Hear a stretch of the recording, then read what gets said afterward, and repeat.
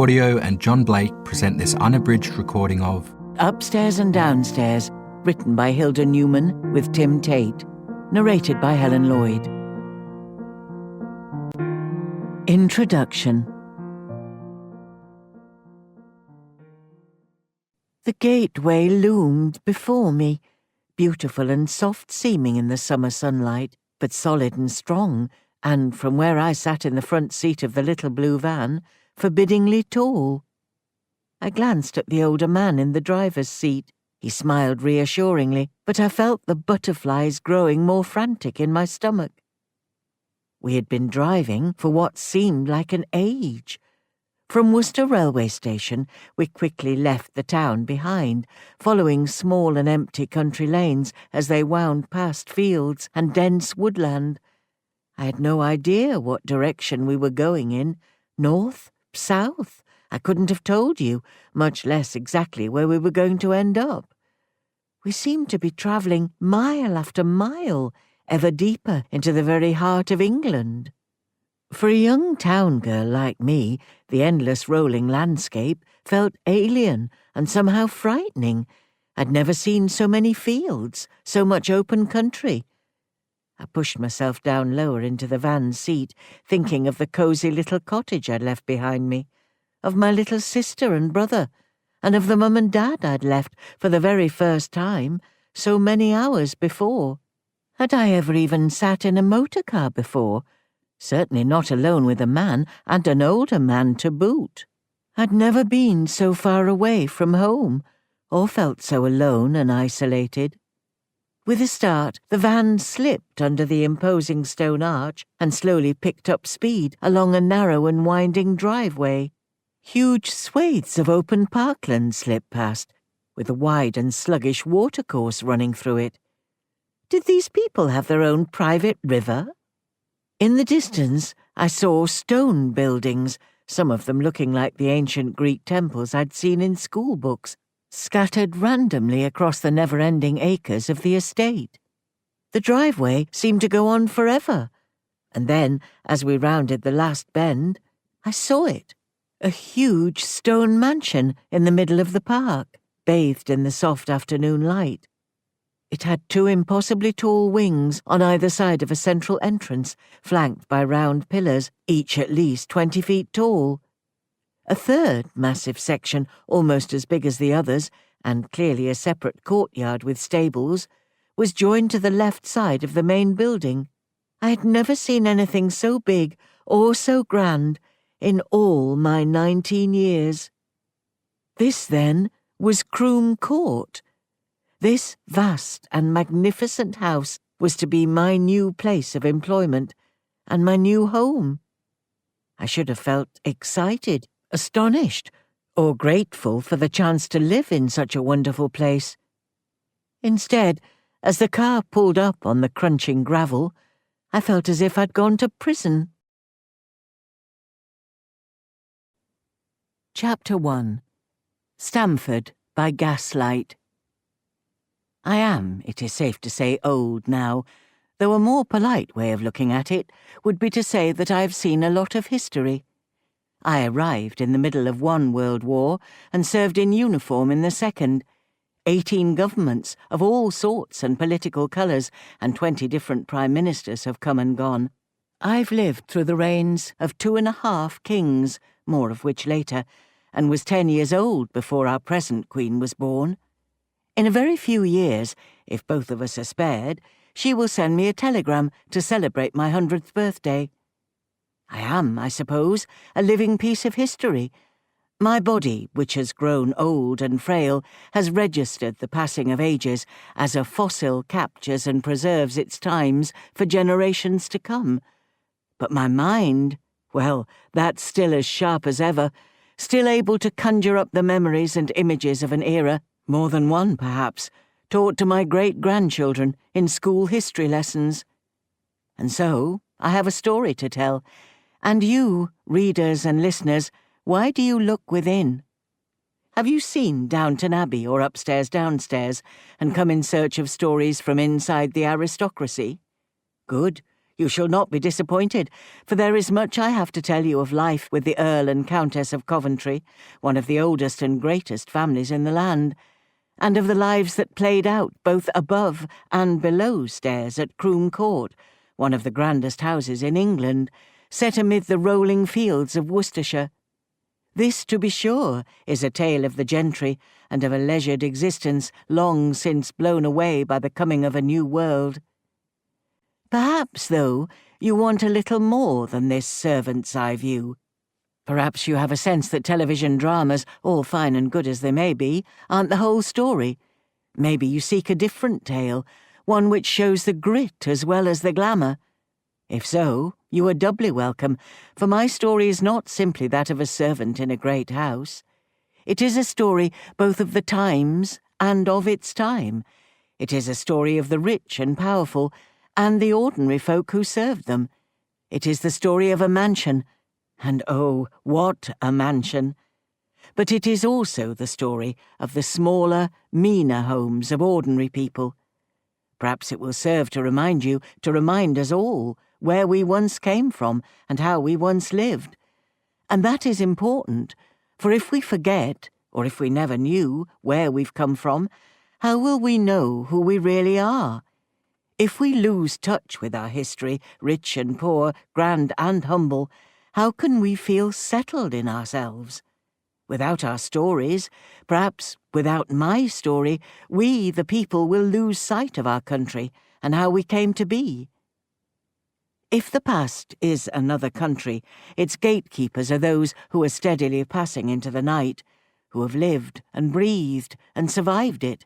And so my own story must be told soon, for, as I've said, I'm old, 97 now, and time will soon take me and my memories away, and with me one more small piece of the jigsaw puzzle of our country, of our life, will be lost.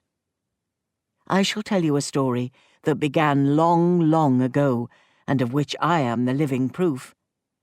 I have the feeling that this will be the last time I tell this tale.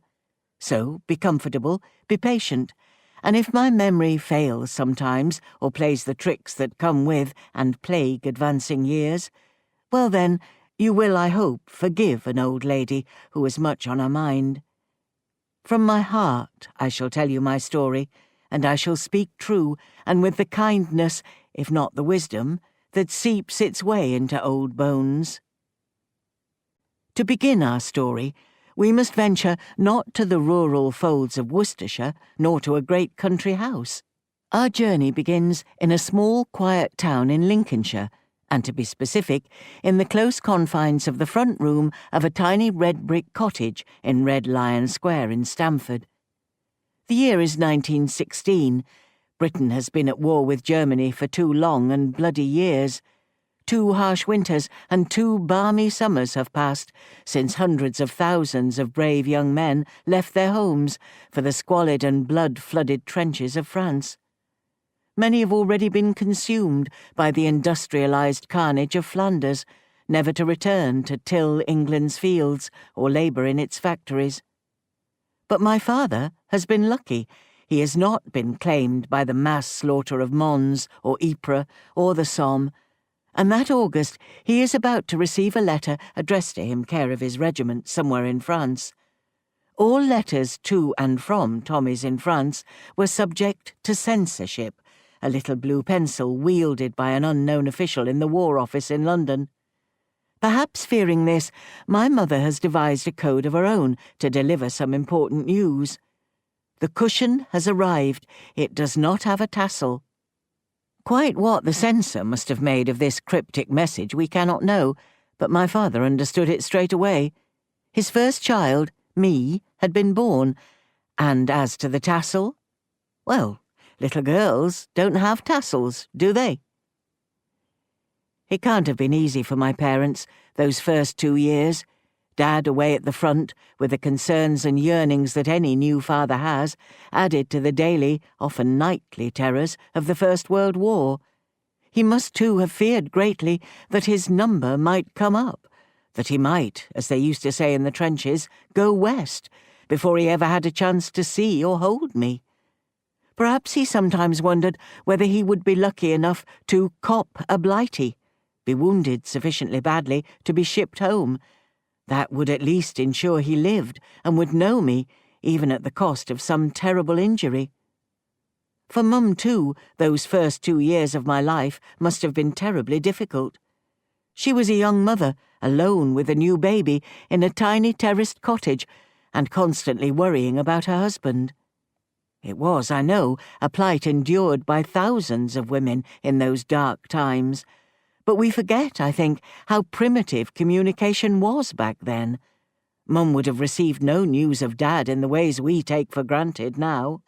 Telephones were few and far between, the privilege of the rich, or reserved for businesses that couldn't function without them. There was no television, of course, and the BBC hadn't even been established. Newspaper reports were the only way families could find out anything about the war, and they were heavily censored, and days, if not weeks, out of date. I'm immensely proud to introduce you to my parents, because whatever the hardships of those times, and we'll come to those, I promise, my mum and dad were the best parents a girl could ever hope for. They may not have had much money, but they were respectable poor. They had standards which they stuck to throughout their lives and instilled into the family. Later, I would look back on these strong, principled, working-class people and wonder at the behaviour of those who society had placed above them, at least in terms of money and standing, and wonder why the rich and privileged didn't seem to have the same values as those they looked down on. Robert Mully was my dad. He was born in 1886, a year before Queen Victoria celebrated her Golden Jubilee, in a tiny village called Elmswell in the middle of Suffolk. He trained to be an engineer, a very good and skilled job in those days. At some point, I've never known why, he travelled the 80 miles to Stamford. In those days, this would be quite a journey, and not one that most people of our class would ever do. Working people in the 19th century tended to stay put. People were born, lived and died in a village or town, and rarely, if ever, ventured further than a few miles. There were no cars, nor any buses, and a train journey would involve any number of changes and be quite expensive. So Dad must have had some reason for coming halfway across the country. Maybe it was work that brought him to Stamford, for by the time he met my mum, Hilda Annie Blake, as she then was, he was employed at the town's biggest engineering company, Blackstones. They married at All Saints' Church, right in the centre of Stamford, in 1913, less than a year before the outbreak of the Great War. Their first home, and the place where I was born, was no more than a cock stride across the square from the church. Right next to our little house was the Crown Hotel. One of Mum's sisters, I had two maternal aunts, Beat and Chris, had a job there, and in the years to come that position would prove very important indeed for our family. It also must have made life a little easier for Mum in the 2 years between my birth and Dad coming home from the war. I'm very happy to say Dad came back safe and sound, and if, like all the men of that time who had served in the army and experienced the terrible ordeal of that most terrible war, he must have suffered mentally, at least he never lost a limb or suffered a life-threatening injury. The great promise made by the high and mighty in the government was that, for men like Dad, Britain would be a home fit for heroes. Well, that's the thing about politicians' promises.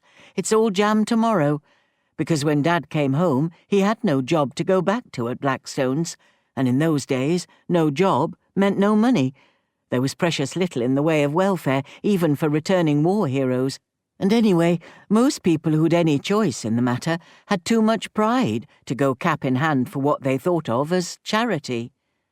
So Dad set himself up in a little business of his own as a boot and shoe repairer. To be sure, it didn't bring a whole lot in the way of money into the house, but Dad worked hard to see that his family had enough to eat. And when times were harder than normal, Mum's sister found him work at the Crown Hotel, not behind the bar. Back then, serving alcoholic drinks was not always viewed as the most respectable of occupations, but as a boots. Every self-respecting hotel had one of these in those days. The Boots was responsible for cleaning and polishing the shoes that guests left outside their room at night, and making sure that they were neatly lined up, spick and span and shining, so you could see your face in them when they opened the door again the next morning. In 1918, my sister Joan was born, and 2 years later she was followed by her little brother, Jim. There were now 5 of us in a little 2-bedroom terraced house in Red Lion Square, and it was time to find somewhere larger. These days, so many people, when they're married and have a family, take it for granted that they will buy a home of their own. But in the 1920s, and for decades to come, it would never have occurred to us. Owning your own house was something that happened to other richer people from at least a social class above us. Mum and Dad always rented, and I've never bought a house in my life. In the end, they found somewhere less than half a mile away. Number 5 Vine Street was a 3-bedroom terraced cottage, enough space for Mum and Dad and Jim to have their own bedrooms, and for Joan and I to share the 3rd. Now perhaps you're thinking, this doesn't sound so very different to life today. Well, it's time then that we talked about life in the 1920s and my little hometown of Stamford. Our history goes back more than 1,000 years. It first came to prominence in the 9th and 10th centuries, when it became one of the 5 controlling boroughs of the Danelaw, the large swathe of Anglo-Saxon England run by invaders from over the sea in Denmark. It had been prominent even before then, being one of the first towns to produce glazed wheel-thrown pottery after the departure of the Romans. After 1066, and under the Norman kings, Stamford prospered with an economy based mainly on wool. It was particularly famous for its woven cloth called haberge, and the town's position, slap bang in the middle of England, placed it at the heart of the then vital communication routes of the Great North Road and the River Welland flowing out to the North Sea and ensured the success of its trade. By the 13th century, Stamford was one of the 10 largest towns in England. It had a castle, 14 churches, 2 monasteries, and 4 separate friaries. Parliaments met here, and there was a tradition of academic learning which finally led, in the mid-14th century, to the establishment of a short-lived university.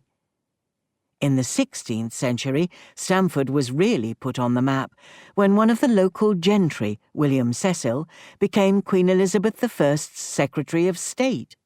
She pretty swiftly created a whole new hereditary peerage for him. The first Baron Burghley, as Cecil became, built himself a palatial mansion just outside the town and became the main owner of houses within it. I can't be certain, but I think the house I grew up in was owned by his descendants. If so, it could have been a sign pointing the way to the life I would lead as an adult. When the English Civil War tore England apart, the fugitive King Charles hid out at Burghley House, and Oliver Cromwell laid siege to it, but the rest of the town got off fairly lightly. Because of its position, anyone who travelled north from London had to pass through Stamford, and the coaching trade elevated old medieval inns into major nationally renowned hostelries. Soon, prosperous professional men and merchants were attracted to the town, and they built their fine houses, which have lasted until today, as well as the more humble homes constructed for their workers, and in which I would be born. The arrival of the railway in the 1830s signalled a death blow to the coaching trade, and with it, Stamford's fortunes. The main train line to the north bypassed the town, and so stunted industrial development. But Stamford people were made of stern stuff. They adapted to the Industrial Revolution and quickly became famous as skilled agricultural engineers. Blackstone's, the factory where my dad worked before he went off to war, was just one of the companies which set up and prospered. But the railway's bypassing of Stamford would have a much longer-lasting and ultimately much more pleasant result. The fact that it escaped the vast satanic mills and shoddy terraces of mean workers' hovels, which broke out like sores in other places, together with the traditional, almost feudal relationship between the ordinary people and the aristocracy, preserved and pickled our little town in history. The very streets where I grew up living and playing were unchanged from a century or more before, and they're still like that, on the outside at least, today, which is why almost 80 years after I was born, the BBC chose Stamford as the place to film its great Victorian drama serial, Middlemarch. Now, I said that the houses, including our little home at No. 5 Vine Street, remain just the same on the outside, and so they do. But if you want to know about life, real, honest, working-class life, in the 1920s and 1930s, we must step inside. And how different things are here. Let's open the front door, which led directly into the front room, and step back into history. As you listen to this, please look around your home and see all the everyday things that we now take for granted in our lives. Not just the television and DVD player, the computers connected to the whole world via the internet, the telephones, both mobile and plugged into the wall, the washing machine and the microwave oven. No, look again, and try to see with my old eyes the things that, as a child, would have seemed like something out of science fiction, if that term had even been invented. You may be listening to this with the lights on. Today, we never even stop to think about flicking a switch when it gets dark. But there was no electricity in No. 5 Vine Street. In the 1920s, very few houses, not even many of the grand and magnificent mansions of the gentry, and certainly not the sort of humble houses that working-class people lived in, were wired for electric power. For us, turning the light on was something only grown-ups could do, because our lamps were powered by gas. If that seems archaic to you, we were one of the lucky families.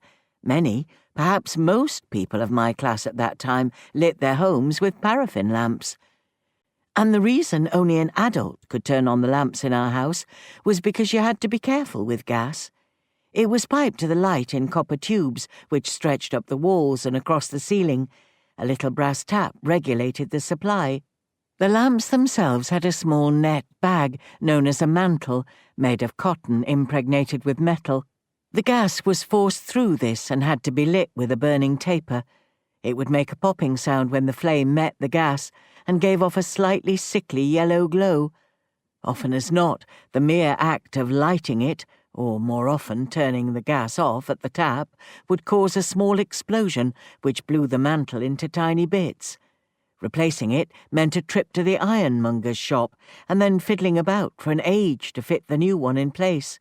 Sometimes today, when a light bulb blows in my nicely lit flat and a fresh one has to be popped in, I remember just how awkward and time-consuming it was just to get the lamps working in those long-ago days and nights. From the front room, come with me to the kitchen. With no electricity, there was, of course, no fridge, let alone a freezer. No one, neither rich nor poor, had anything that would be recognized as a fridge until after the Great War. The earliest models were nothing but wooden cabinets, with ice slowly melting in the top. Then, in the 1920s, came the first true fridges, which generated cold by compressing gases, just as ours do today. The catch was that the original refrigerants were toxic, and of course they were so expensive that only the very few could afford them. Since electricity was also a rarity in houses, some companies tried out gas-powered fridges, marketing them as modern marvels of the age. But they too cost a small fortune. The vast majority of the population wouldn't own a refrigerator until the early 1960s. Instead, we had a larder. This was a narrow room off the kitchen with a big stone shelf. Because the larder was on an outside wall, with a rectangular hole covered with a perforated iron plate, the stone shelf stayed cold and perishable food was placed on it to keep fresh. Of course, it wouldn't last long, so Mum would go shopping almost every day, and in the days before supermarkets or convenience stores, that meant a lengthy trek with me, Joan and Jim in tow around the butchers, the bakers, and for all I can remember, the candlestick makers. There was, of course, another reason why this rather basic system worked. The house was invariably cold. Today, I don't think there's a home in the country that doesn't have some kind of central heating, but back then it was completely unthinkable. Why? Because we didn't have any hot water.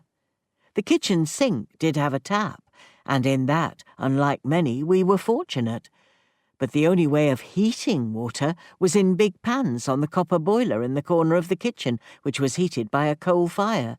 This, of course, had another implication: getting washed. All of us grew up with a morning and night-time wash in a bowl of cold water, even in the bitterest of winters. The only time we'd see hot water for washing was on a Friday night, when Mum would unhook the big copper bath from the toilet wall, put it in front of the coal fire in the living room, and fill it up with panful after panful, ladled one by one from the boiler. As the eldest, I'd get to go first, followed by Joan, and then Jim. Poor Jim! He always got the coldest and dirtiest bath, and that would be that for another week.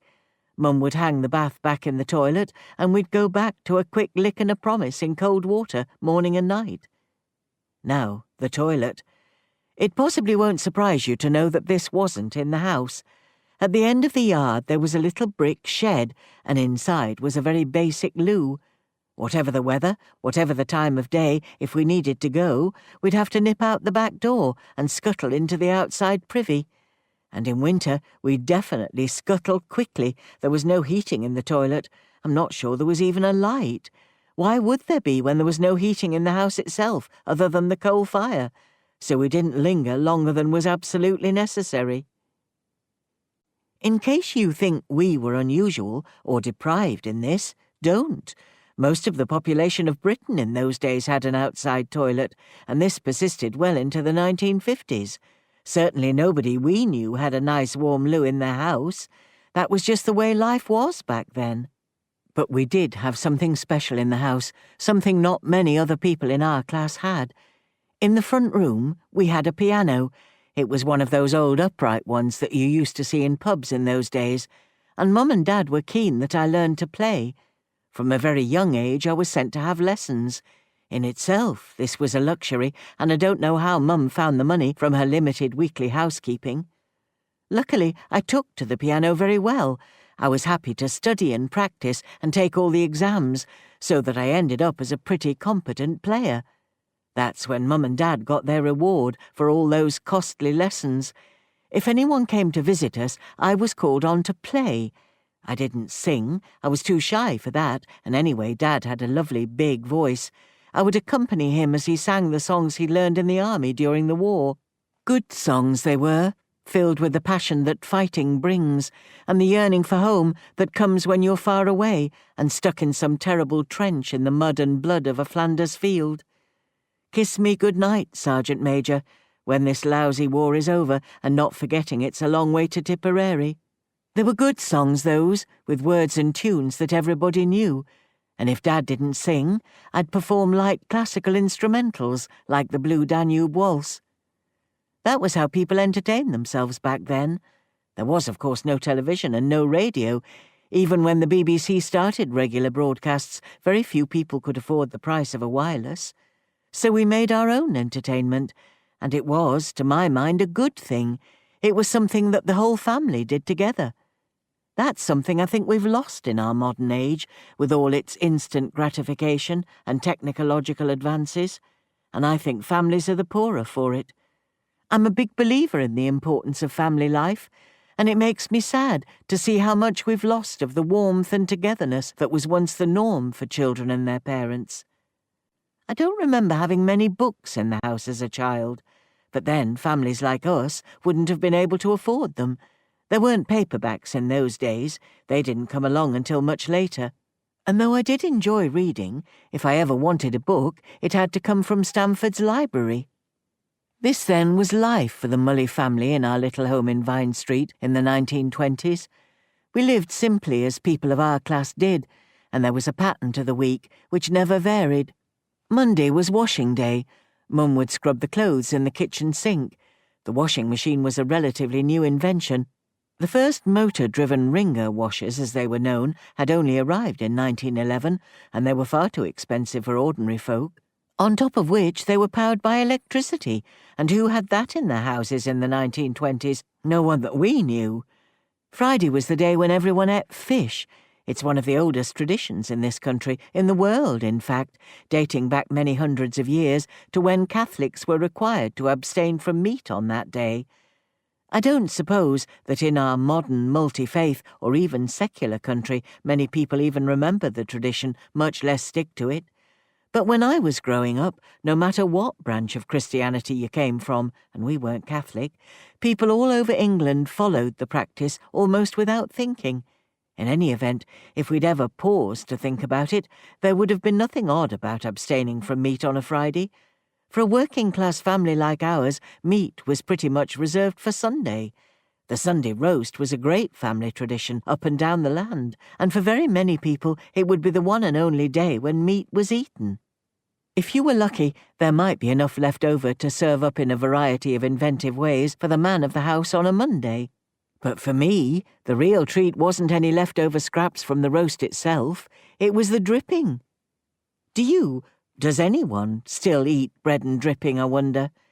It was a staple of the British diet for all my childhood, but I haven't seen or heard of it for more years than I care to remember. Yet when I think about it, my mouth begins to water, and I'm transported back to the tasty pleasures of a big slice of rich and very fatty dripping smeared on a doorstep of good fresh bread. Delicious. I hope you're getting the sense from all this of what life was like in those long-ago days, when the last century was still new. It's a bit of a cliché, I know, but life then was much slower and still revolved around the old rhythms of the country. Spring for planting, the summer for ripening, harvest in the autumn, and then the long, cold months of winter. England had, of course, been transformed by the Industrial Revolution, but my generation was, I think, one of the last to grow up within the framework of the old rural calendar, and as a child one of my favourites was Lent, for that was when the fair came to town. Fairs are a very visual and telling example of how things have changed.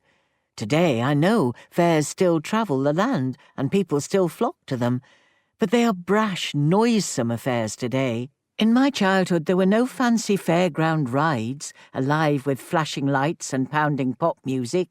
For us, the fair brought the exoticism of coconut shies, throwing mops at Aunt Sally, a figure of an old woman with a ruddy face and a clay pipe in her mouth, set upon a spike that you had to knock down with rough wooden balls.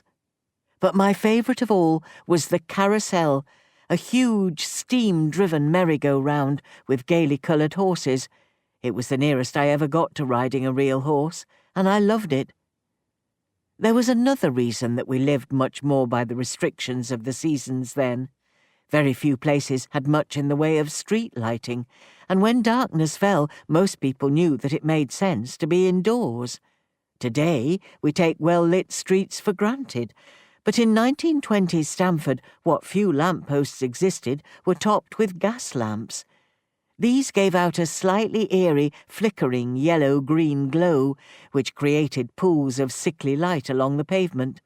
They worked on the same principle as the lamps that lit our home, with one exception, the lamplighter. Every evening, just before it got dark, a man on a bicycle pedalled through the streets, in one hand clutching a long wooden pole, which stretched back over his shoulder while steering his bike with the other hand. It was his job to turn on all the street lamps, and he would stop at each one in turn and reach up with his pole to turn on the gas. He would insert the pole into a hole at the bottom of the glass case and push a lever to the on position. A small pilot light inside the enclosure then lit the gas, making the mantle glow. Gas street lamps like this were the norm in every sizable town, and if they didn't give off the brightest light, at least they provided regular employment for someone. And employment, as we shall see, was becoming in short supply. When I come to think about it, my only real experience of electricity as a child, or even a teenager, not that anyone had even heard that word back then, was at the picture house.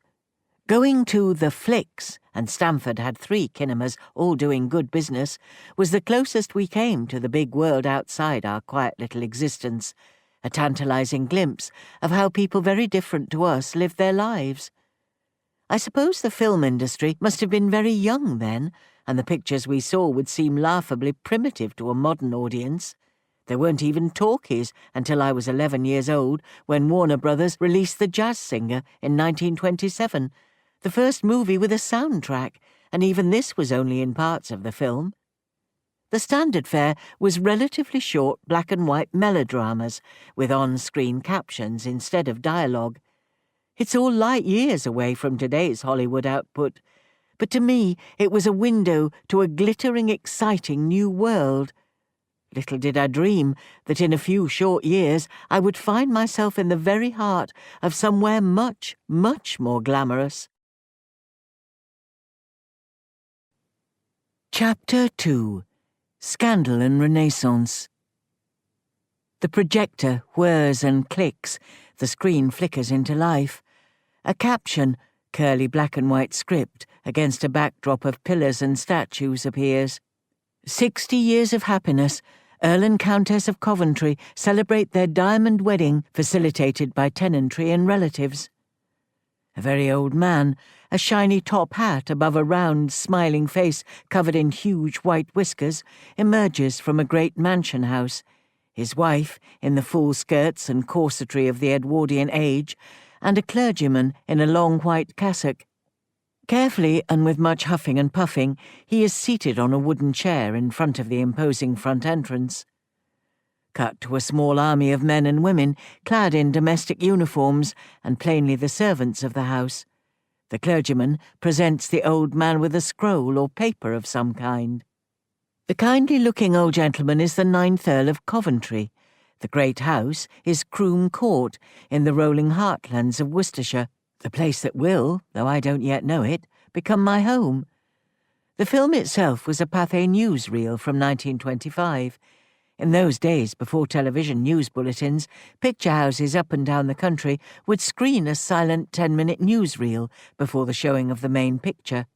This was the only way ordinary people got to see images of people and places far away from their own hometowns. Pathé was the main creator and provider of these early news films, and the Earl and Countess of Coventry were often its subjects. In 1930, 5 years after Pathé joined in the celebrations for the Coventry's diamond wedding, its cameras returned to Croom Court to mark with reverence the 9th Earl's death. A grand old English gentleman, the opening caption announced. The Earl of Coventry, one of the greatest figures of the English turf, typical old English squire and sportsman, passed away in his 92nd year. The film then shows the same ruddy face, still sporting enormous whiskers, grinning with happiness a few weeks earlier as he greets and shakes hands with his tenant farmers. It then cuts to the front of Croom Court, and images of a pack of hunting hounds swarming and barking in the front entrance, before switching back to a valedictory shot of the Earl. Today, the death of a country aristocrat would never be deemed newsworthy. It might possibly make a small paragraph buried deep in the later pages of the Daily Telegraph, but I can't imagine it being even noticed by a television news bulletin. Yet there it was, in 1930, important enough for a camera crew to be dispatched to Worcestershire from London and to be showcased to mass audiences in cinemas up and down the land. How times change. The Coventry family came to Croom, a shallow if large area of marshland in the valley between the rivers Severn and Avon in Worcestershire, in the later years of the 16th century. Queen Elizabeth I was still on the throne when Thomas Coventry, a successful and wealthy provincial lawyer, set about looking for a suitable piece of land to purchase as an investment. At first glance, Croom must have seemed an unlikely prospect. It was boggy, unpromising, and its soil largely unworked. But a sizable area of land to the north of Croom was already owned and farmed by his wife, and Thomas spotted the area's position within a day's horse ride of the then prosperous city of Worcester and its satellite market towns of Pershaw and Upton, and its proximity to the vital trade artery of the Severn made it much more appealing than first impressions would suggest. There is little else of interest to record about this first Coventry of Croom, but from the next generation onwards, the family would become very important indeed. Thomas Coventry Jr. followed in his father's legal footsteps and rose through the ranks of provincial solicitor gentlemen to become the Recorder of London and then Solicitor General to the first of the new Stuart monarchs, King James I. In 1621, he became the MP for nearby Droitwich, and 4 years later he ascended to hold the greatest of royal offices, Lord Keeper of the Great Seal of England, the priceless artifact inscribed with a king's name and which is used to stamp a wax imprint on all the monarch's official documents. After James died, his son Charles I continued to favour Thomas, and in 1629 he made him the first Baron of Coventry. A baronry is the lowest rank of the peerage, and by 1697, when the Stuart dynasty had been replaced by the House of Hanover, and Thomas's descendant had become the 5th Baron of Coventry, the new King William rewarded the family's prominence and service to the crown by upgrading the title to that of an earldom, the 3rd highest rank in the nobility. Croom Court, too, had undergone at least 2 rebuilds by the time the 6th Earl, George William Coventry, took up residence in the middle of the 17th century. But to the new owner's eyes, Croom appeared dowdy, old-fashioned, and unfittingly provincial in style. Apparently, he took one look and declared it as hopeless a spot as any on this island. Determined to create something to rival the finest in the land, he commissioned the most fashionable architect of the day, and one of the most celebrated in English history, Lancelot Capability Brown, to create an entirely new estate with the express purpose of exciting the amazement and admiration of his peers. Brown decided that the new Croom estate should appear to be a completely natural swathe of parkland. But to achieve this would require extraordinary feats of engineering. Acre upon acre of the land had to be drained, miles of culverts had to be constructed to carry away the unwanted water, and an enormous lake with an artificial river, designed to appear as if it had always existed, had to be created. By the time all of this landscaping work had finished, Croom was transformed to one of the most impressive aristocratic estates anywhere in England. So much so that in 1792 the Gentleman's Magazine, can you imagine seeing such a title today, was moved to report, "Never did I see a more beautiful spot, nor any kept in such perfect order. A vast extent of ground, formerly a mere bog, is now adorned with islands, and with tufts of trees of every species, and watered round in the most pleasing and natural manner possible." But it wasn't just the parkland that got this amazing makeover. At the same time as Capability Brown was working his magic on the landscape, the 6th Earl of Coventry hired Robert Adam, the finest interior designer of the age, to renovate the main house and its numerous outbuildings. Out went all the hodgepodge of the original 16th century fixtures and fittings. In their place, Adam built magnificent neoclassical pillars and frontages and fireplaces. Actually, if you go into any DIY store today and look at ready-built fireplaces for your own home, you'll find that many are copies of the style that Adam used at Croom Court. Not content with that, and goodness knows how much this landscaping alone must have cost the Earl, Adam was also commissioned to come up with Gothic designs for the decoration of Croom Church. Those were the days when every respectable aristocratic family had their own church built on their estate. Croom Church was built on a little hill overlooking the main house. It was a place that I came to know well, and if you wish to visit today, it's still standing, as calm and reassuring as ever, though, as we shall see, amid its lasting memorials to the dead, there lies the sad and telling outcome of a scandal. By the time the 6th Earl died in 1809, bills for work at Croom were running at £20,000 per year, many millions of pounds in today's money. On top of that, a new window tax had been introduced. That did exactly what it sounds like. It levied a tax for every window in a house, and Croom Court alone had a total of 167.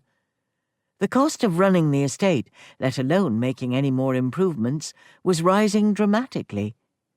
Partly as a result of this, few, if any, new works were started at Croom after the 6th Earl's death.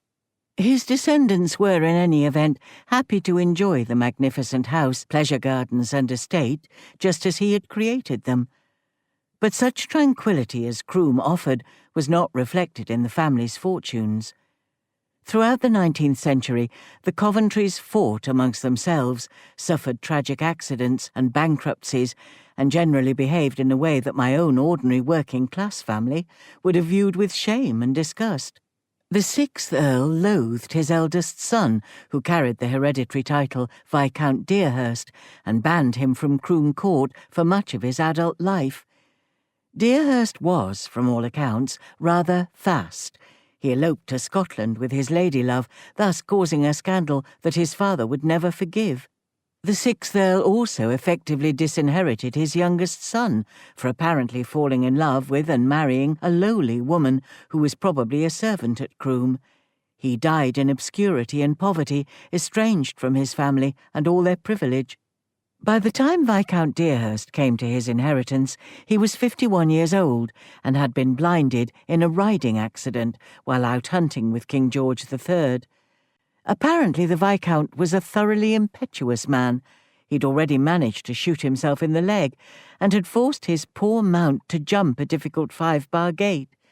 The horse slipped and fell on top of him with such tremendous force that, according to reports in the newspapers, his right eye was beat into his head, his nose broke and laid flat to his face. As a result, he completely lost his sight, and by the time he ascended to the title 7th Earl of Coventry and returned to Croom, he was completely unable to enjoy the visual feast that his father had created on the estate. Perhaps this was one reason he caused so much anger, in the family and with his tenants, by ordering the felling of a huge number of trees on the estate. He further alienated the poor ordinary people who lived and worked at Croom by doubling their rents.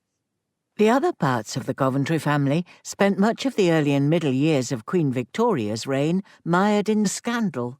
More elopements, bankruptcies, and a scandalous court case in which the mother of a suitor for one of the 7th Earl's daughters sued the Coventrys in the High Court in London for the Earl's refusal to allow the marriage.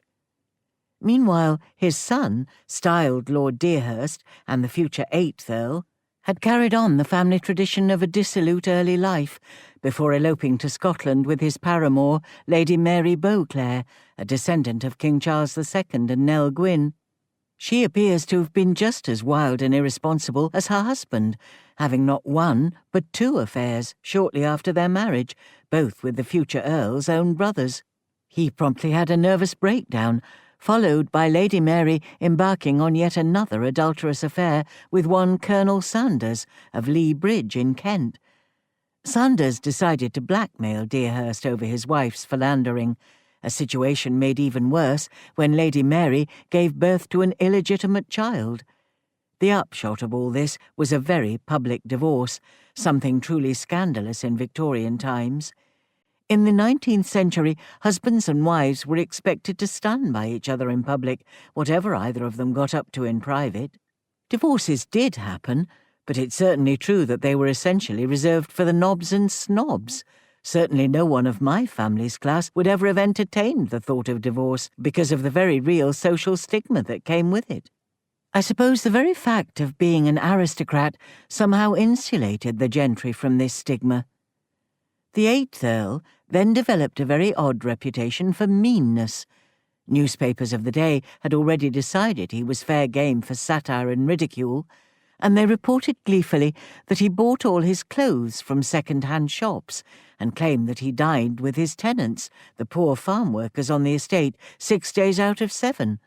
One such report stated, "How noble it is to find a peer of the realm possessing his 30,000 a year, dining off a rasher of bacon and preferring that rasher at another's expense," while a subsequent report of what in other circumstances would have been seen as a normal act of civic duty by a local landowner was turned about to become a savage satire. This is certainly the age of wonders.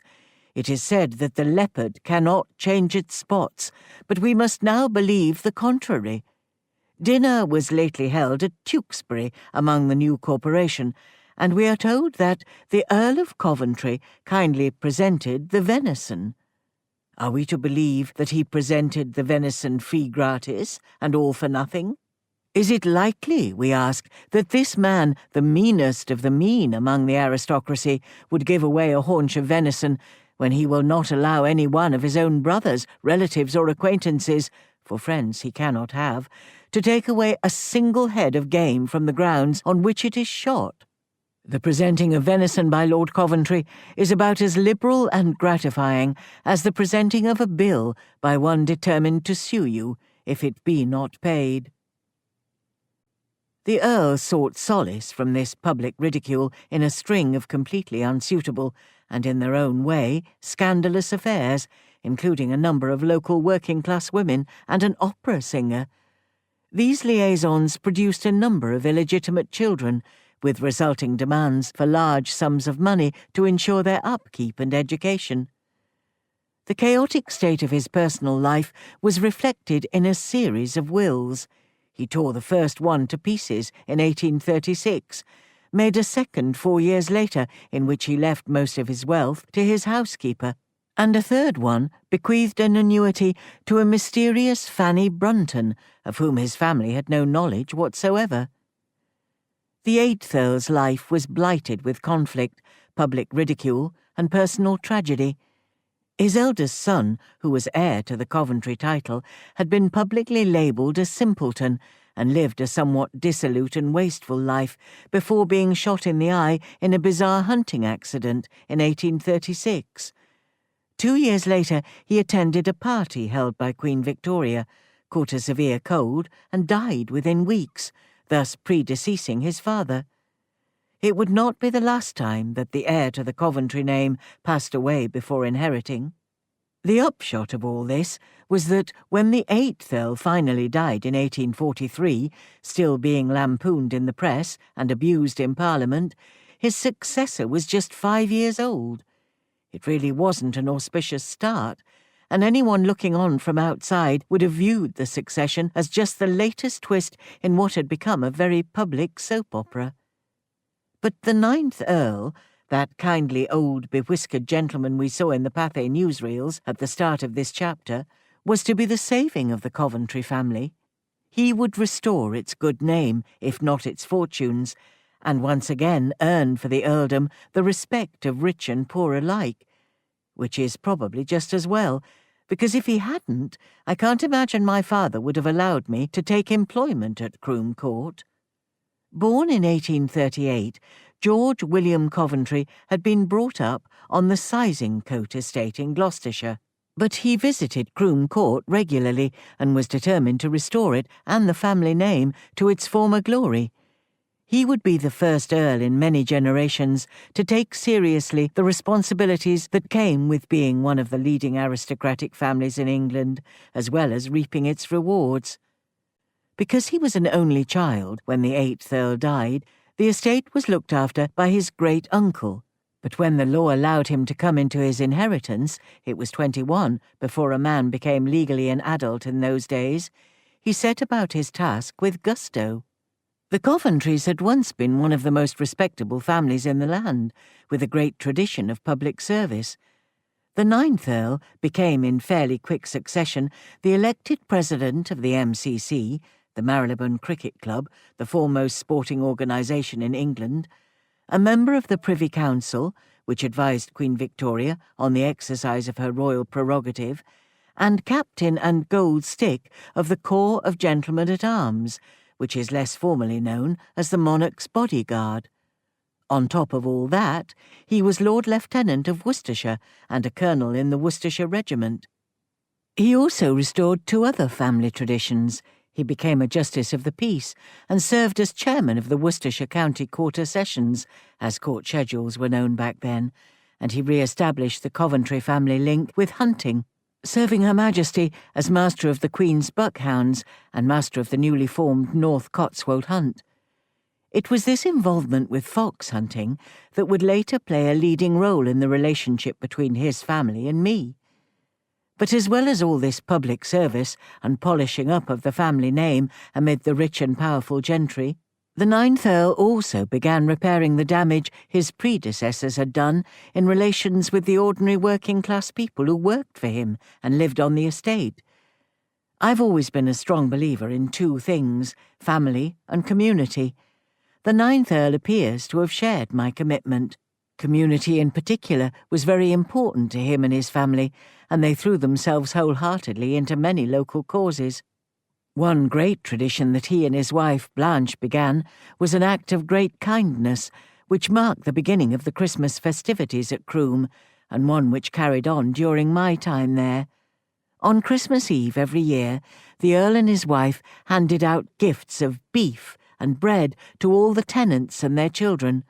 One such typical occasion, recorded in notes from 1915, shows that 270 large loaves, 100 small ones, and 2 fat beasts were distributed among the 167 families who lived and worked on the estate.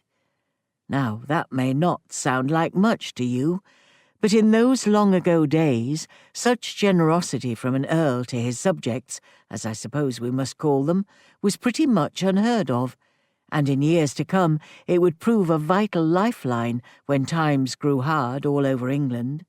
Nor was it just a question of charity.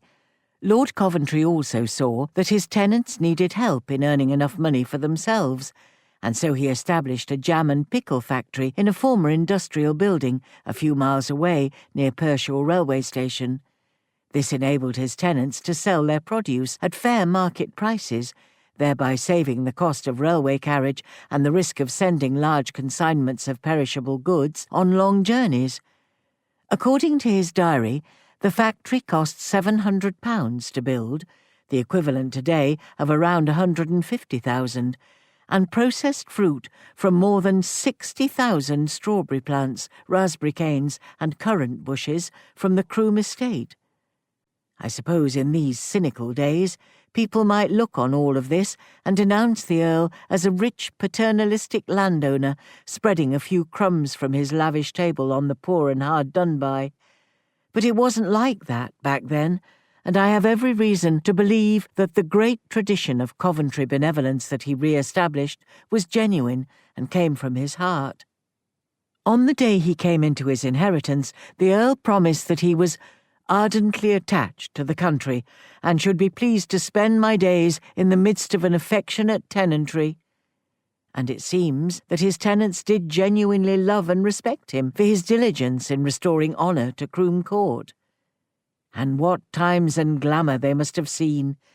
The court regularly hosted royalty, the Prince of Wales, who would go on to become King Edward VII, the Duke and Duchess of York, the future King George V and Queen Mary, whose coronation I would one day witness for myself, the cream of European royalty and prime ministers and leading politicians.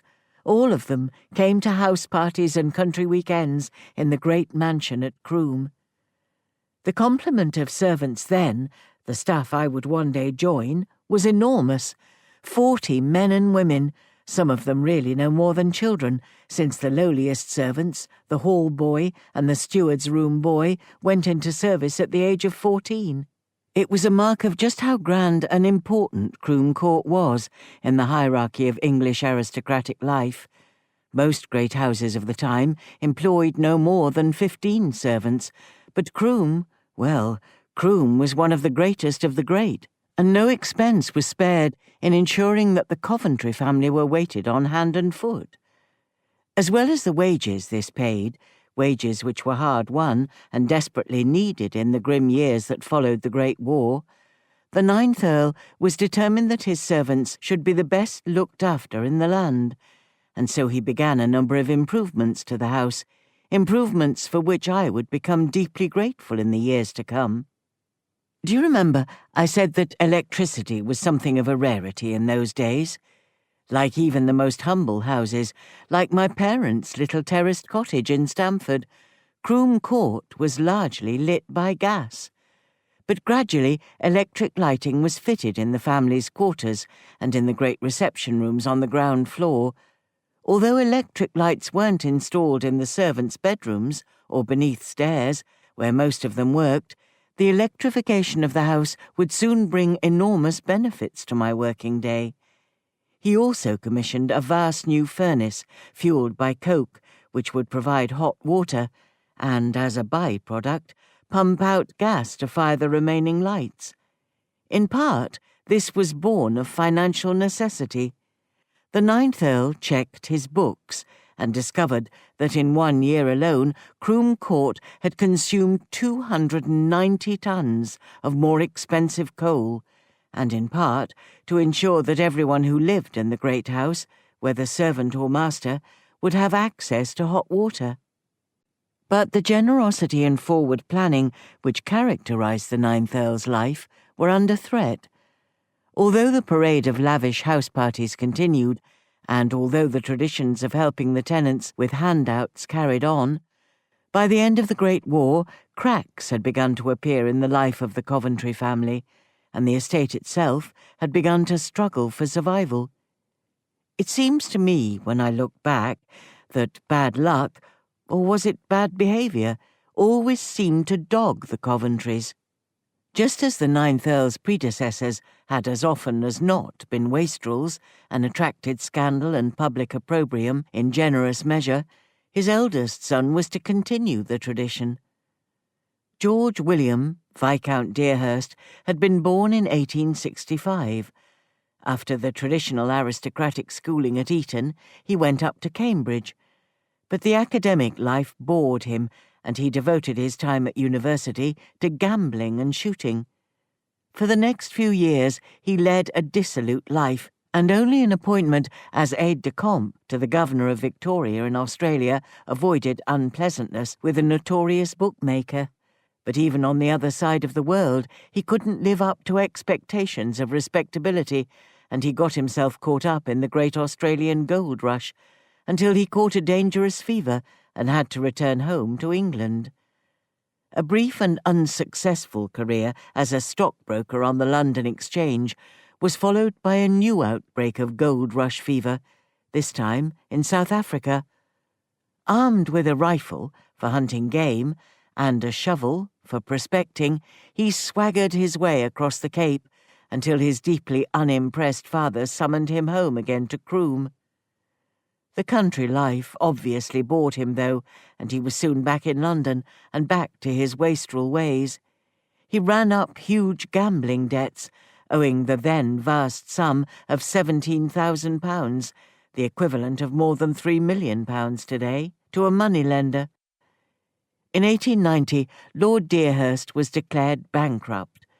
Somewhat reluctantly, the ninth Earl came to his financial aid. But within a year, scandal would once again come to haunt the Coventry name. It all began with a game of cards. On the 8th of September, 1890, the ninth Earl and the Countess of Coventry were attending a house party at the home of a wealthy shipping magnate near Hull. It was quite normal for the gentry to travel hundreds of miles to spend weekends at other rich folks' houses, and on this occasion, as often happened, they were joined by royalty. The Prince of Wales, the future Edward VI, was one of the assembled guests, and after dinner all the gentlemen retired to the smoking-room for a game of baccarat. One of the players accused another, a colonel in the army, of cheating, and in the way of things back then, the alleged cheat was made to sign a secret undertaking drawn up by Lord Coventry that he would never play cards ever again. That should have been the end of the matter.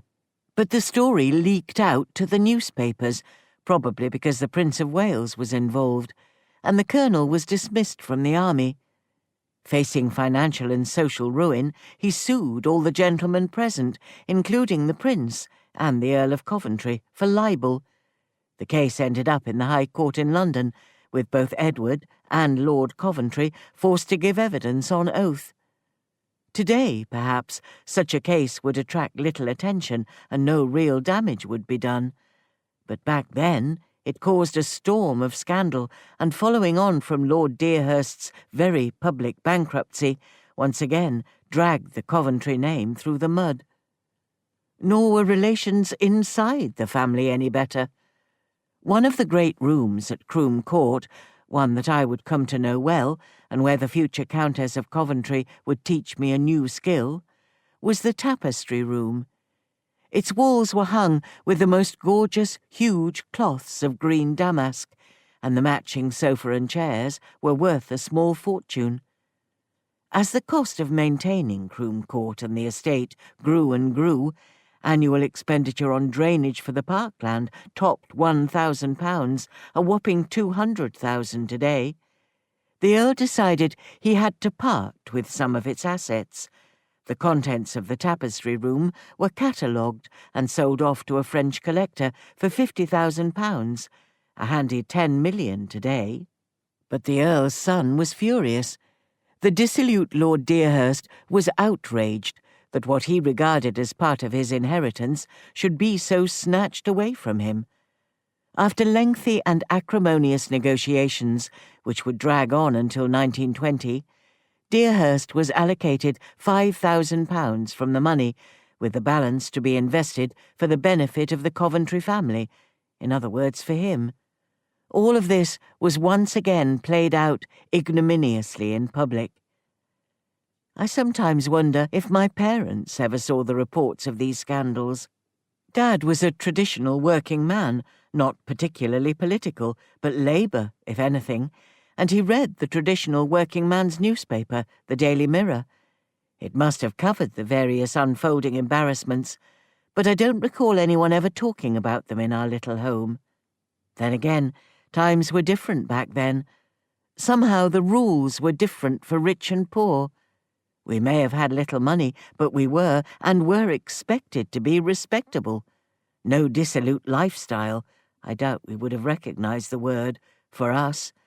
We never gambled anything more than a penny, at most, on a whist drive at the British Legion, and we'd been brought up in that solid, respectable belief that drink was a mocker of fools and led to bad ways. But the aristocracy? Well, it was different for them. Somehow the sort of idle, even debauched life they led was tolerated, was even expected. After all, they were the gentry.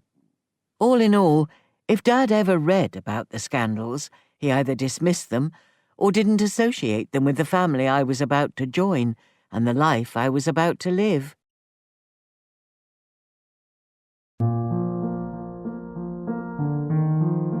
This is the end of CD 1. The book continues on CD 2.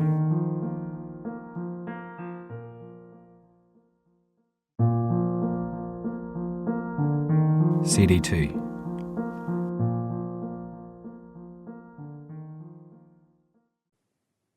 Chapter 3. Apprenticeship. They call them the Hungry 30s, a decade of financial crisis, ever-rising unemployment, confusion, anger, a growing distrust of politicians, and as the years wore on, the looming shadow of another world war. Locust years, a dark tunnel, the devil's decade. Those were some of the phrases used back then, and time has done nothing to change the image of the 1930s. And always, always, throughout the length and breadth of the land, there was hunger. We need, I think, to stop for a moment and talk about money, because money was, of course, very different then to what it is now. Not just in what it could buy, if you had it, but the actual money, coins and notes, was a whole different system to the one which almost all of you will have grown up with. I suppose I'm one of the few people still alive who can remember all the various coins we used then. So, before their names, still romantic sounding to me, slip from the grasp of memory, I should tell you what was what. Of course, the pound was still the basic unit of currency, but in those pre-decimal days there weren't 100 pennies in the pound. There were 12 pennies in a shilling and 20 shillings in a pound, which meant that a pound was made up of 240 pennies. I suppose that must sound terribly complicated to a generation, possibly 2 or 3, brought up on the simplicity of our current coinage, but to us it was as natural as the air we breathed. And at school, when we learned our times table, always chanting it together until we knew it off by heart, we went up to 12 times 12 as a matter of routine. These days, when I fish in my purse for a coin and pull out a penny, it seems terribly small and insignificant, because back when I was growing up, a penny was a big, heavy, round coin. It felt solid and reassuring in your pocket, nearly 1.5 inches. I suppose you would say 30 millimetres, and made of good English brass. The halfpenny was, as its name suggested, worth half of 1 penny, but we also had farthings. There were 4 farthings in a penny, and for a child, a farthing was a very valuable commodity. One could buy you 2 big gobstoppers, a sweet guaranteed to keep you occupied for up to half an hour, if you were careful how you sucked it, or perhaps a lovely chewy piece of licorice. And if you happened to have 4 farthings, a whole penny, why, then you had a whole afternoon's confectionery delight to look forward to. As a child, a penny was a real treasure, and like most families of our class, the pennies were counted and saved, and looked after very, very carefully. Above a penny was a threepenny bit, a solid brass 12-sided coin, though there were also some old silver threepenny coins, worth 3 whole pennies, but which always seemed like the ugly duckling of our coinage. Sixpences were silver, and everyone knew them as a tanner. A shilling was a bob, a 2-shilling coin a florin, or to us, a 2-bob bit. We even had another coin worth 2 shillings and 6pence, called half a crown. Our notes, too, were different. Today, we hand over £5 notes without thinking much. They're almost a basic place to start, and people are beginning to talk about phasing out the pound coin. That would have been unthinkable to us back then, not that we had pound coins. Paper money started with the 10-shilling note, with lovely brown-coloured engraving on it.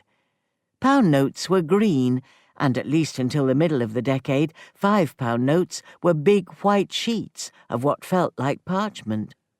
Not that we ever saw many £5 or even £1 notes. Those were something from storybooks and comics used by rich people, not ordinary folk living in little terraced cottages. As this chapter goes on, we'll be talking about money quite a bit, so I need to explain the way money was written down. 1 penny was 1d, with a small d. 1 shilling was 1s, with a small s. So when you see figures like a pound sign, 1, 17s, 6d, you will, I hope, know what I'm talking about. £1, 17 and 6pence. It's easy for me to sit back and tell you that money was worth a lot more in those days. Certainly a shilling, never mind a whole pound, would be enough to buy a bar of soap, or a small loaf of bread, or even a cinema ticket. But clever people have worked out a way of translating the real value of a pound or a shilling in the 1930s compared to what it would buy today.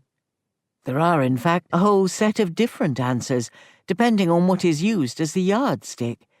But for the purposes of this book, I've gone with the one that compares average weekly wages now and back then, although, as we'll see, that wasn't the whole story, not by a long chalk. Today, the average wage before tax for a working man or woman is £442 a week. At the start of the 1930s, it was between £3 and £4 a week. So you can see that we have to multiply the figures by at least 110 to get some idea of what they meant to ordinary families. In those days, wages were paid, at least to the vast number of ordinary folk, in cash, in a little brown envelope at the end of every week. Most people didn't have bank accounts, although they might have had a savings book at the post office. Bank accounts were for what we would today call white-collar workers, although back then they were known as black coat employees on account of the smart black jackets they would have to wear.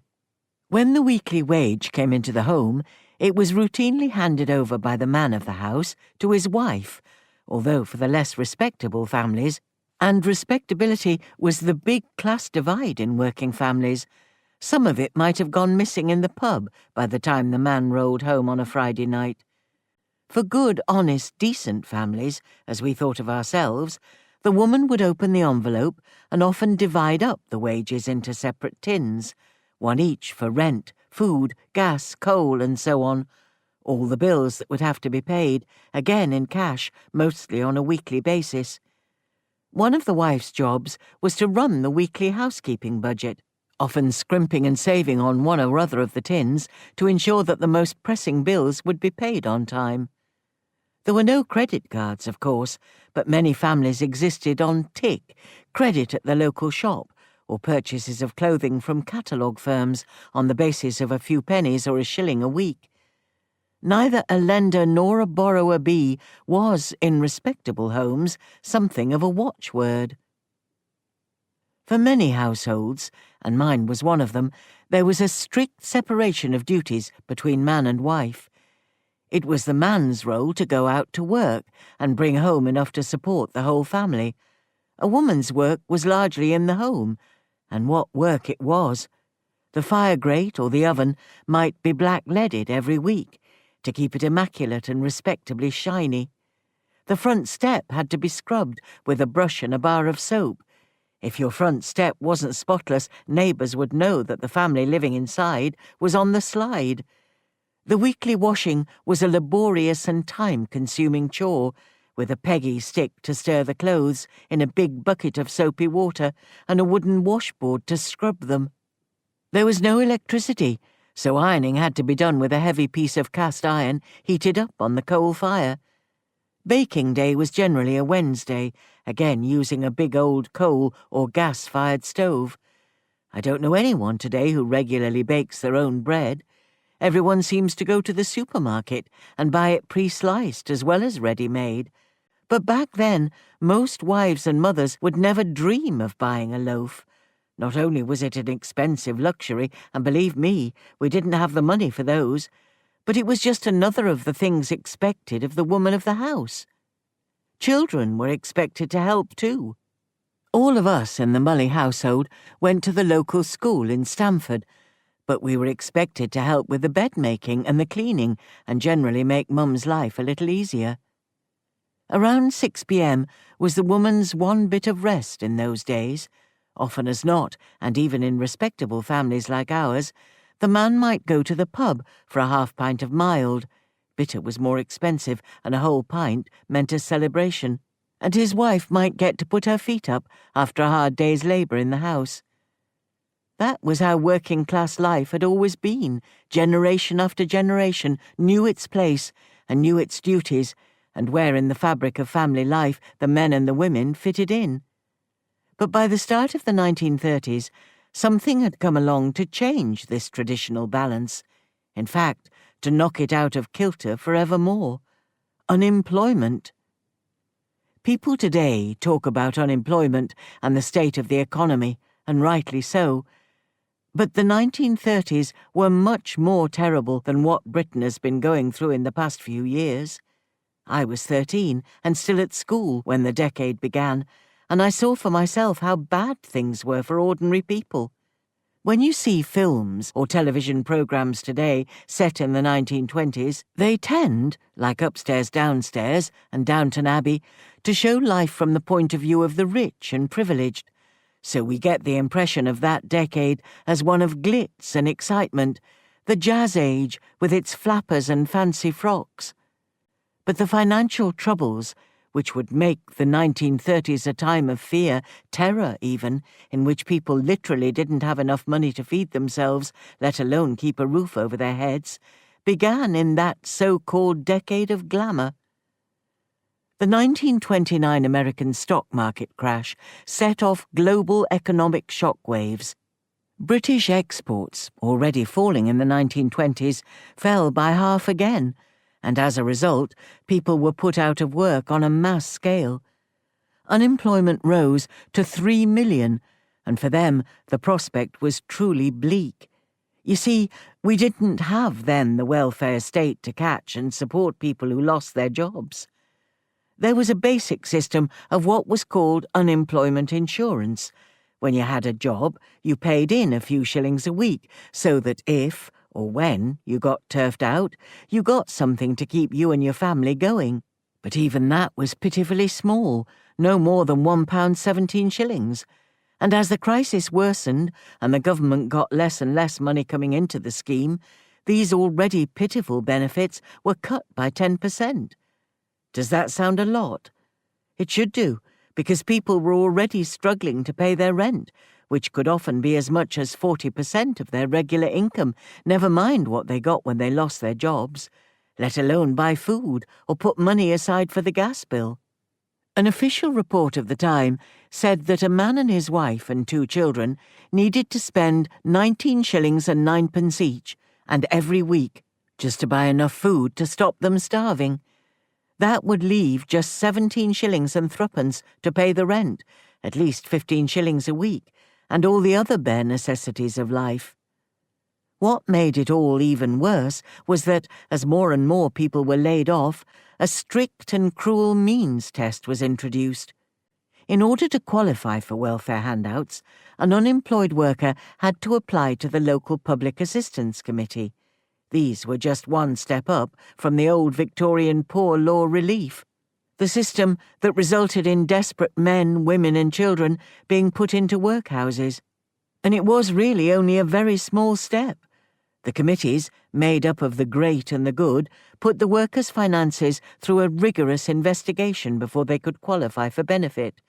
Officials went into every detail of a family's income and savings. Sometimes they even took into account what furniture was in the home and insisted this be sold off.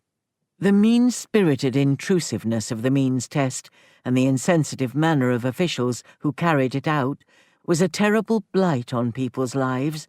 Many people began slowly to starve. My dad had experienced the first taste of what was to come when, after the First World War, he couldn't get his old job at the engineering works back. He did, as we've seen, what many other men with pride and integrity and nowhere else to turn did, setting himself up as a boot and shoe repairer. Now this wasn't a proper business at all. He didn't have a shop or premises where customers could come. His workshop was our backyard, or occasionally the front room. But in this way he somehow managed to keep us afloat, often with my aunt at the hotel slipping us items of leftover food.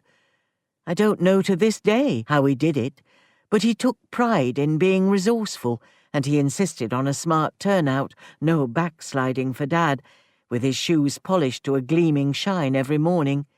He even managed to find enough money for a few cigarettes. But in those days, these were cheap. Woodbines, always the working man's smoke, were 2 for 5. Not everyone was able to manage like we did, and as the numbers of men unemployed rose and rose, many went on the tramp, trudging many miles each day from town to town in the hope of finding any sort of paid work. But even this was often hopeless, and it wasn't long before other marches began to happen. Hunger marches, they called them. Hundreds of unemployed men from all over the country determinedly setting out in an organised group to march on London in the hope of persuading the government to take notice of their plight.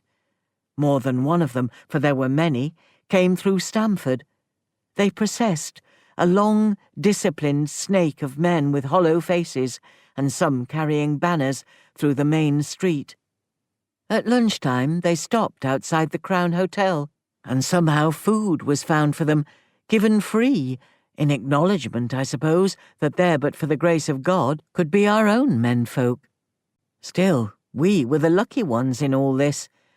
While unemployment rose to 2.5 million, and in some areas the proportion out of work reached 70%, and a quarter of the population existed on a subsistence diet, often with signs of child malnutrition, such as scurvy, rickets and tuberculosis, I was growing up in the heart of a warm, loving family, and between them, Mum and Dad managed to insulate their 3 young children from the worst of the hard times.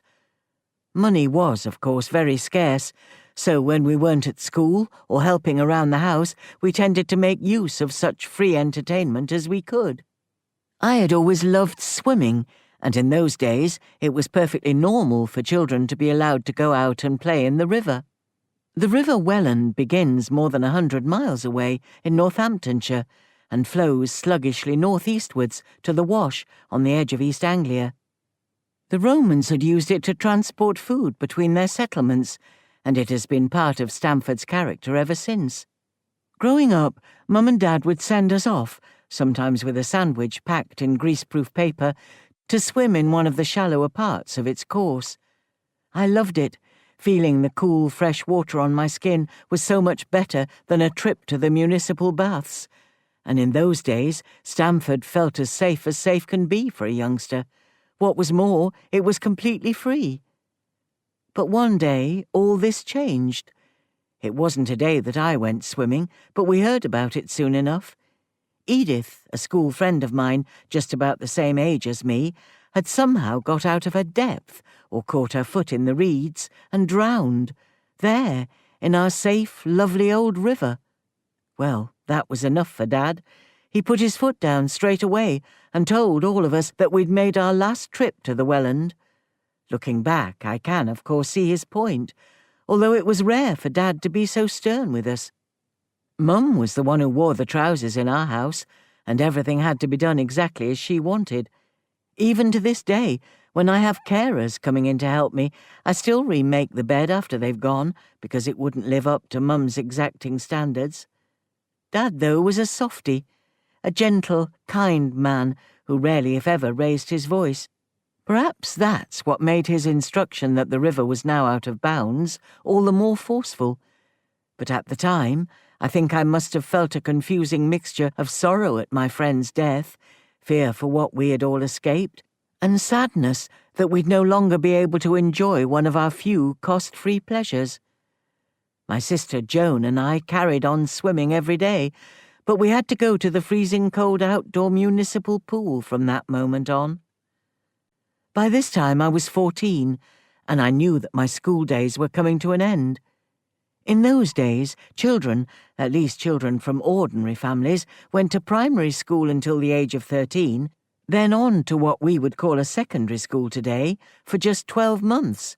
It wasn't until 1936, by which time I was 20, that the school-leaving age was raised to 15. I'd been at All Saints Elementary School, studying what we then called the 3 R's, reading, writing and arithmetic. I never understood why a word beginning with A was counted as an R, until it was time to take exams. If you passed them, you went to the grammar or high school. If you didn't, you went to one that was less academic and more attuned to teaching vocational skills like woodwork, cookery and such like. Well, I was lucky. I passed my exams. I'd always loved and had an aptitude for maths, and reading was a pleasure. So off I went, to big school. The first thing you or your children would notice, if I could whisk you back in time, would be how strict everything was at school. There was no chattering in the classroom, and teachers had to be treated with respect. Honestly, I look at what I see on television these days and wonder if today's children would last 5 minutes in the school I went to. Not one of the teachers would take the sort of cheek that seems to happen every day in modern classes, and if anyone did dare to stray out of line, well, the cane was there and was used in double-quick time. Spare the rod and spoil the child was the policy in those days, and there wasn't much in the way of spoiling going on, I can tell you. All the girls, it was of course a girls-only school, no one ever thought that boys and girls should mix in those days, had to wear a uniform. There was a gym slip, the sort you see in the St. Trinian's films, over a white blouse. Both of these had to be kept ironed nice and crisp, and the school tie had to be knotted neatly beneath the collar. None of the slovenly half-mast arrangements kids get away with today, even if they actually have to wear a tie. No, the motto was smartness, and that extended down to our knickers. Rough green serge was the order of the day. We also had to wear sensible shoes, and even if the school hadn't insisted, Dad would have made sure that we were properly shod. It was one of his most important personal rules. Always have good, strong, sensible shoes, and I'm thankful to him for it. At my age, and much younger, lots of people suffer with their feet, and it's because they were allowed to wear silly fashion shoes that pinched or distorted their feet. And as luck would have it, when I did disregard Dad's advice, it was shoes that got me into trouble. But we're not at that point in our story yet. School strictness also extended to timekeeping. Not one of us had a wristwatch. We'd never have thought of anything like that, even if we'd been able to afford it. But the school was very strict about arriving on time and not being late for classes. I often wonder where that has gone. People today, and I don't just mean youngsters, seem to regard time as something completely flexible. And yet everyone today has a watch and a phone that tells them where they're due and when, yet everyone is always late. It's an old saying that school days are the best days of your life. That's another thing that has changed in this modern world. I can't imagine today's children thinking like that, not one bit. And I'm happy to say that I loved school, stern though the teachers were, and highly disciplined though the lessons were. I suppose, now I come to think of it, that in this way school was an extension of the way parents like mine brought up their children. Work hard, respect your elders, speak when you're spoken to, and stick by the rules. The funny thing is that I would only learn later how these simple rules for life didn't seem to apply to our so-called betters. But I'm getting ahead of myself again. So, there I was, Hilda Mary Mully, aged 15. What was I going to do with my life? There were 5 of us in the little terraced cottage, and it was obvious that with money so tight, I'd have to start earning my keep. But what to do? In a way, I suppose it was almost preordained. My grandfather, Mum's dad, had been a professional tailor, and as a child I would often stand and watch him as he cut the cloth, and as I grew older I used to help him take all the tacks out of whatever he was making for his clients. And at school I'd always been good at needlework, enjoyed it too, so with Mum and Dad's help I set about trying to find an apprenticeship as a dressmaker. Stamford, like most towns in those days, had at least one tailoring business. People frequently had their clothes made for them, ordinary clothes for everyday wear, not fancy ones for big occasions. It wasn't like today's world, where everyone seems to go shopping for off-the-peg jackets, trousers or dresses, and we wouldn't have ever heard the word designer, much less look at a label to see if the garment had been made by some fashionable name. Mrs. Kent ran one of these little operations. She didn't have a shop with clothes in the window. Instead, much like my dad, I suppose, she had a workshop, but she employed about 10 people making ordinary clothes for ordinary people. And as luck would have it, she wanted an apprentice. Now, I know that apprenticeships have rather gone out of fashion, more's the pity, so I'd better tell you how it worked back in 1931 when I started my adult life. An apprenticeship was a long, drawn-out business, 2 years as a full apprentice, followed by 2 more as an indentured worker. That meant you weren't allowed to leave, even if you got a better offer. The second thing, which was very much an indicator of the terrible economic times we were living in, was that apprenticeships didn't come for free. To get me taken on by Mrs. Kent meant that Mum had to pay her a £25 registration fee, 25 whole pounds, at least 2,500 in today's money, and more than 20 times what people got in their weekly unemployment benefit. Where or how she found the money I'll never know. I don't even know whether it was a deposit that she got back at the end of my 4 years, although I rather doubt it. But find it she did. And at the age of 15, I was an apprentice dressmaker. I wonder what people in my position would be paid today. There is, of course, a minimum wage now, something we could never have dreamt of in those dark days of the 1930s.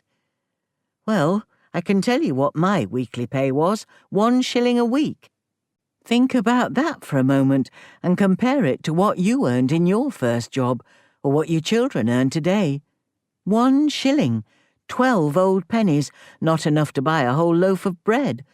And from this shilling I had to pay Mum for my bed and board at home. I was an adult now, and I had to pay my way. I tell you what that did. It taught me to value money, and if I wasted it on a trip to the cinema or a penny bun on the way back from the swimming pool, why, then I wasted it wisely. I was the lowest of the low in the little workshop. As an apprentice, I started out by picking up pins from the floor, pins the older and more experienced girls had dropped, and taking the tacks out of half-made clothes. That's how I learned my trade, watching and picking up and unpicking, I certainly wasn't allowed near a pair of scissors, much less a valuable piece of cloth, until at least a year had passed. But I loved the work. I loved the whole feeling of being around a process that created clothes for people to wear. And who knows, but I might catch sight of the very garment I'd had a hand in walking around Stamford. It made me proud. Gradually, as I progressed in my apprenticeship, the other girls would allow me to take the dresses or the trousers they'd been working on away, and I'd be shown how to press open the seams they'd created with a big heavy steam iron. And from there to the day, the exciting, scary day, when I was given my first piece of material and my first pattern and told to cut the cloth for myself. Now, that was a special day, I can tell you. Until one day, I was no longer an apprentice, no longer even an indentured employee. Somehow, 4 years had passed. I was 19 and a fully trained tailor, and the world, if not at my feet, was very definitely laid out in front of me on the dressmaking table. And then Mrs. Kent Upton died. I was out of a job. At that time, when you finished an apprenticeship, you had to apply to be taken on again as a full employee. With Mrs. Kent gone, there was no one to hire me, so I had to start looking elsewhere. But this was the hungry 30s. There were no jobs for a newly qualified tailor. In fact, there were precious few jobs at all. In the end, I was offered a position in the laundry room at the George Hotel, Stamford's other residential inn. It was my job to dish out the sheets and keep everything shipshape and tidy, and I hated it. I felt it was below me, mind-numbing work and tiring to boot, nor was it very well paid, and even if I'd thought of it, there was no chance of supplementing my meagre wages with a little work behind the bar. Dad wouldn't have stood for that. Pulling pints and serving drinks wasn't what we called respectable. I must have been at the George for several months when one of the other girls who worked there asked why I didn't think about going into service. I remember to this day her coming to me and saying, "I'm surprised you're doing this job, what with all your training. Why don't you apply for a job as a lady's maid?" And in that moment, my future was sealed. Chapter 4. An idea from a work colleague. The Honourable Nesta Donn Phillips was born into a life of privilege and luxury on the 20th of November 1903. She was the eldest of 3 daughters, born to Owen Cosby Phillips, first and last Baron Kylesant, Member of Parliament, High Sheriff of Pembrokeshire, and chairman of one of the country's greatest steamship companies. Mr. Phillips, as he had once been, was the son of a parson, who at a young age had been apprenticed to a shipping firm in Newcastle upon Tyne, then the beating heart of the Empire's all-powerful fleet. He worked his way up through the company, and by degrees through other shipping businesses, until in 1902 he became managing director of the Royal Steam Packet Company. Within 20 years, this had bought out the famous White Star Line, the company that owned and was responsible for the ill-fated Titanic, for the tidy sum of £7 million, £700 million today, to become the largest shipping group in the world. He was invested as a Knight Grand Cross, Order of St. Michael and St. George, GCMG, and in 1923 was created first Baron Kylesant of Carmarthen and of Amroth in the county of Pembroke. The family seat was Amroth Castle, a grand 18th century house built on the remains of Norman ruins, with expansive grounds stretching down to the beautiful Pembrokeshire coast. His eldest daughter grew up surrounded by wealth and eligible young men, and the man she chose to be her husband was the Honourable George William Coventry, the grandson of the 9th Earl. By the time of the wedding, a lavish affair in Carmarthen, in September 1921, the Earl of Coventry was 83 years old, but still hale and hearty and in residence at Croom Court. Since his son was the next in line and therefore would inherit the title and all that went with it, George William can't have had any expectation of coming into his own inheritance for decades to come. But within a decade, a series of family catastrophes would change everything. The Troubles started in 1926, and it was the Great Depression that began them. Lord Kylesant was facing increasing difficulties in repaying government loans to his shipping empire. He had been expecting an improvement in world trade following the First World War, but after a decade of peace, this had not materialized. Increased competition from foreign companies was making life very difficult for his businesses. Despite this, Kylesant bought 2 more companies, apparently taking an unrealistically rosy view of the future. As trade slumped, his economic woes mounted. A year later, the Coventry family was hit by what newspapers termed the curse of the Deerhursts. The 9th Earl's son and heir, George William Coventry's father, died unexpectedly. It was the second time in living memory that the sitting Earl had outlived his son. George William and his young wife Nesta now knew that before long they would have to take on the title, and with it the escalating costs of Croom Court. It can't have been easy. Although gentry such as the Coventrys seemed to have much more wealth and many more resources to fall back on than ordinary folk, they also faced huge inheritance tax bills, on top of the constant hemorrhaging of money at Croom. And for Nesta, financial troubles at home were looming ever larger. In 1929, the Bank of England was so concerned about the solvency of Lord Kylesant's combined shipping companies that it sent one of the most famous accountants in the country to examine all the business records. Within 2 months, he discovered that the group had liabilities of more than £30 million. That's £3 billion today. As the crisis mounted throughout 1930 and 1931, speculation grew in the press about Lord Kylesant's future. Despite this, he and Lady Kylesant left England at the start of February for a 2-month holiday in South Africa. But almost as soon as they returned, Lord Kylesant was arrested and charged with criminal offences of fraud. The case was transferred to the Central Criminal Court, known to you and me as the Old Bailey, and after a 9-day trial, Kylesant was convicted and sentenced to 12 months in prison. It must have been a nightmarish time for Nesta, not only to see her family fortunes evaporate, but to watch as her father was led away to spend the next year as a common criminal in Wormwood Scrubs. There could be no greater disgrace. But if things were bad for Nesta, her husband had also suffered a double tragedy. On the 13th of March, 1930, following an illness that lasted 12 days, the 9th Earl of Coventry passed away, aged nearly 92. His death, which, as we saw, was reported in newspapers and in cinema newsreels, had a fatal effect on his wife. The couple had been married for 65 years, and Lady Blanche told her grandson that she could not bear to be without the man she loved. The Countess of Coventry immediately took to her bed. Within 3 days, she too was dead. A joint funeral was arranged, and tenants from Croom and the surrounding villages crammed into the family church on the estate and lined the way for the cortege. And that is how George William became the 10th Earl of Coventry, and his wife, Nesta Donne, became the Countess. Within a few short years, I would become her closest and most intimate servant, and Croom Court would become my home. At the time, of course, I was still living with Mum and Dad in our little house in Vine Street in Stamford, and still, albeit unhappily, working in the linen room at the Crown Hotel. But the idea of becoming a lady's maid had been planted in my mind by one of the other girls on the hotel staff. The question was, though, how to go about it.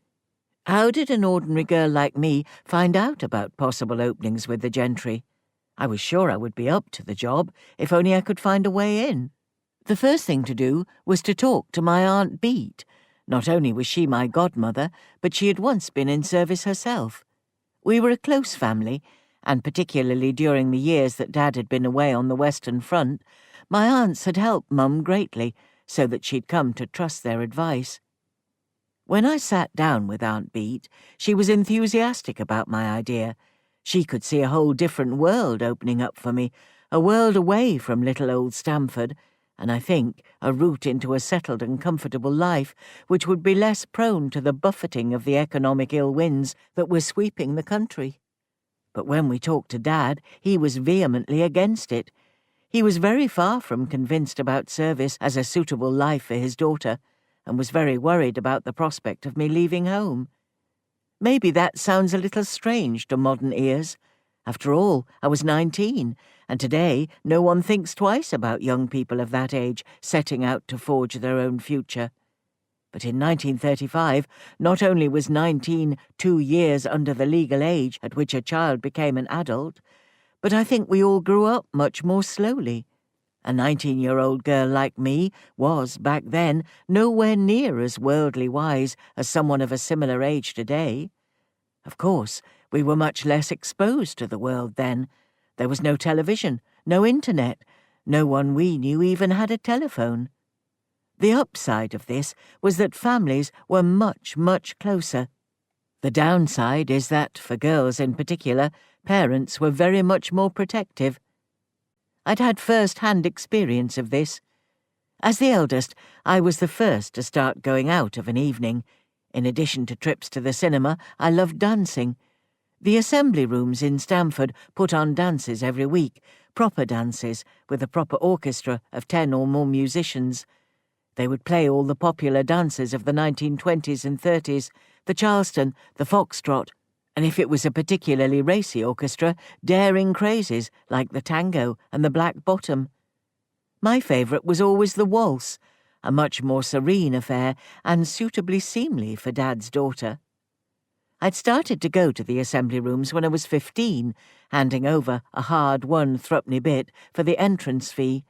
There was, of course, no question of alcohol being served. It was squash or a cup of tea, not even so much as a hint of beer. At first, Mum or Aunt Beat would take me. Both of them loved dancing. But when I turned 16, I was allowed to go on my own. Dad took a very close interest in what I got up to. He insisted on walking me there the first few times, just to see what this dance business was all about. And even when he let me go there unaccompanied, he would always be waiting for me when it was home time. I used to walk back down the street, and whatever the time, would see a light on in Mum and Dad's bedroom. I knew he would be waiting at the window, peering out to check up on who had walked me home. That was a big thing back then. Boys who liked the look of you would, after a couple of dances, be asking who was walking you home. It was quite unthinkable that a young lady should walk herself home alone. This was one of the first stages of courtship in those days, and if this developed, your friends and family would know you were walking out with so-and-so. How innocent this all seems in today's liberated world. There was no question back then of any hanky-panky. A kiss on the cheek might be considered very daring. It's not for me to say this, but I had a decent figure and a nice little waist, and I suppose I must have been pretty enough to attract the attention of some local boys. They certainly asked if they could walk me home. I like to think that at least some of it was down to my skill as a tailor, for I made my own dresses to go dancing, and one in particular, a lovely pale blue satin material which Mum had bought for me at Stamford Market, and which, thanks to my apprenticeship with Mrs. Kent, looked like something from a very fancy couturier, drew attention the moment I walked into the assembly rooms wearing it. The girls all flocked round me with little cries of "Molly." I was always known as Molly in those days. "Did you really make that? It's so lovely." I think the boys noticed it too. I certainly saw them sneaking glances my way, but I already had a young man I was walking out with. Norman Aitken was his name, and he worked at Blackstone's, the engineering company in the town which had once employed Dad. I thought he was smashing. But Dad, oh dear Dad, he just didn't approve at all. Whether he would have thought anyone good enough for his eldest daughter is debatable. Maybe it was because Dad couldn't get his old job back at Blackstone's after the war. Maybe it was the fact that he didn't like Norman's mother. But for whatever reason, in his eyes, Norman Aitken was definitely not up to snuff.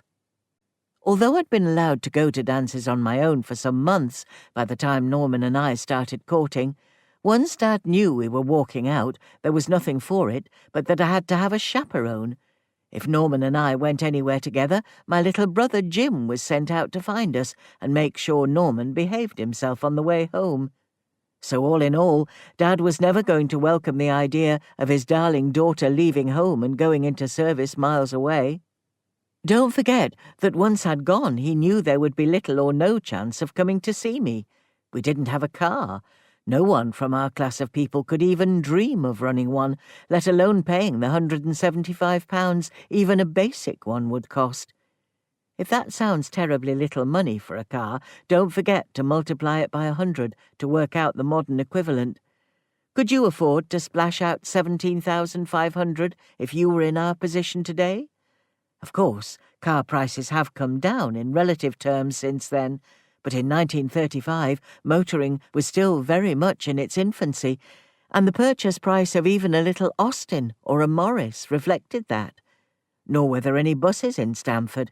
If you wanted to get anywhere locally, well, it was Shanks's pony, as everyone called walking. There was, though, the train station, and I began to wonder whether one of the enormous puffing steam engines that pulled in amid a fearsome clanking of steel and vast clouds of smoke might one day take me away from the town in which I'd lived all my life. In the end, it was the girl at work, the same one who had put the idea of my going into service in the first place, who helped me make a start. To this day, I don't know how she found out about the opportunities. Maybe she'd seen an advert from one of the agencies which then advertised positions in service for girls like me. But however, she knew. I was at work in the laundry room one day when she came to me with the news that 2 fine ladies were looking for a maid, and she challenged me to write to them. The first was Lady Blanche Cobbold from Glenham Hall, near Ipswich in Suffolk. Since this was close to where Dad had grown up before he made the journey to Stamford, perhaps he would look on the idea more favourably.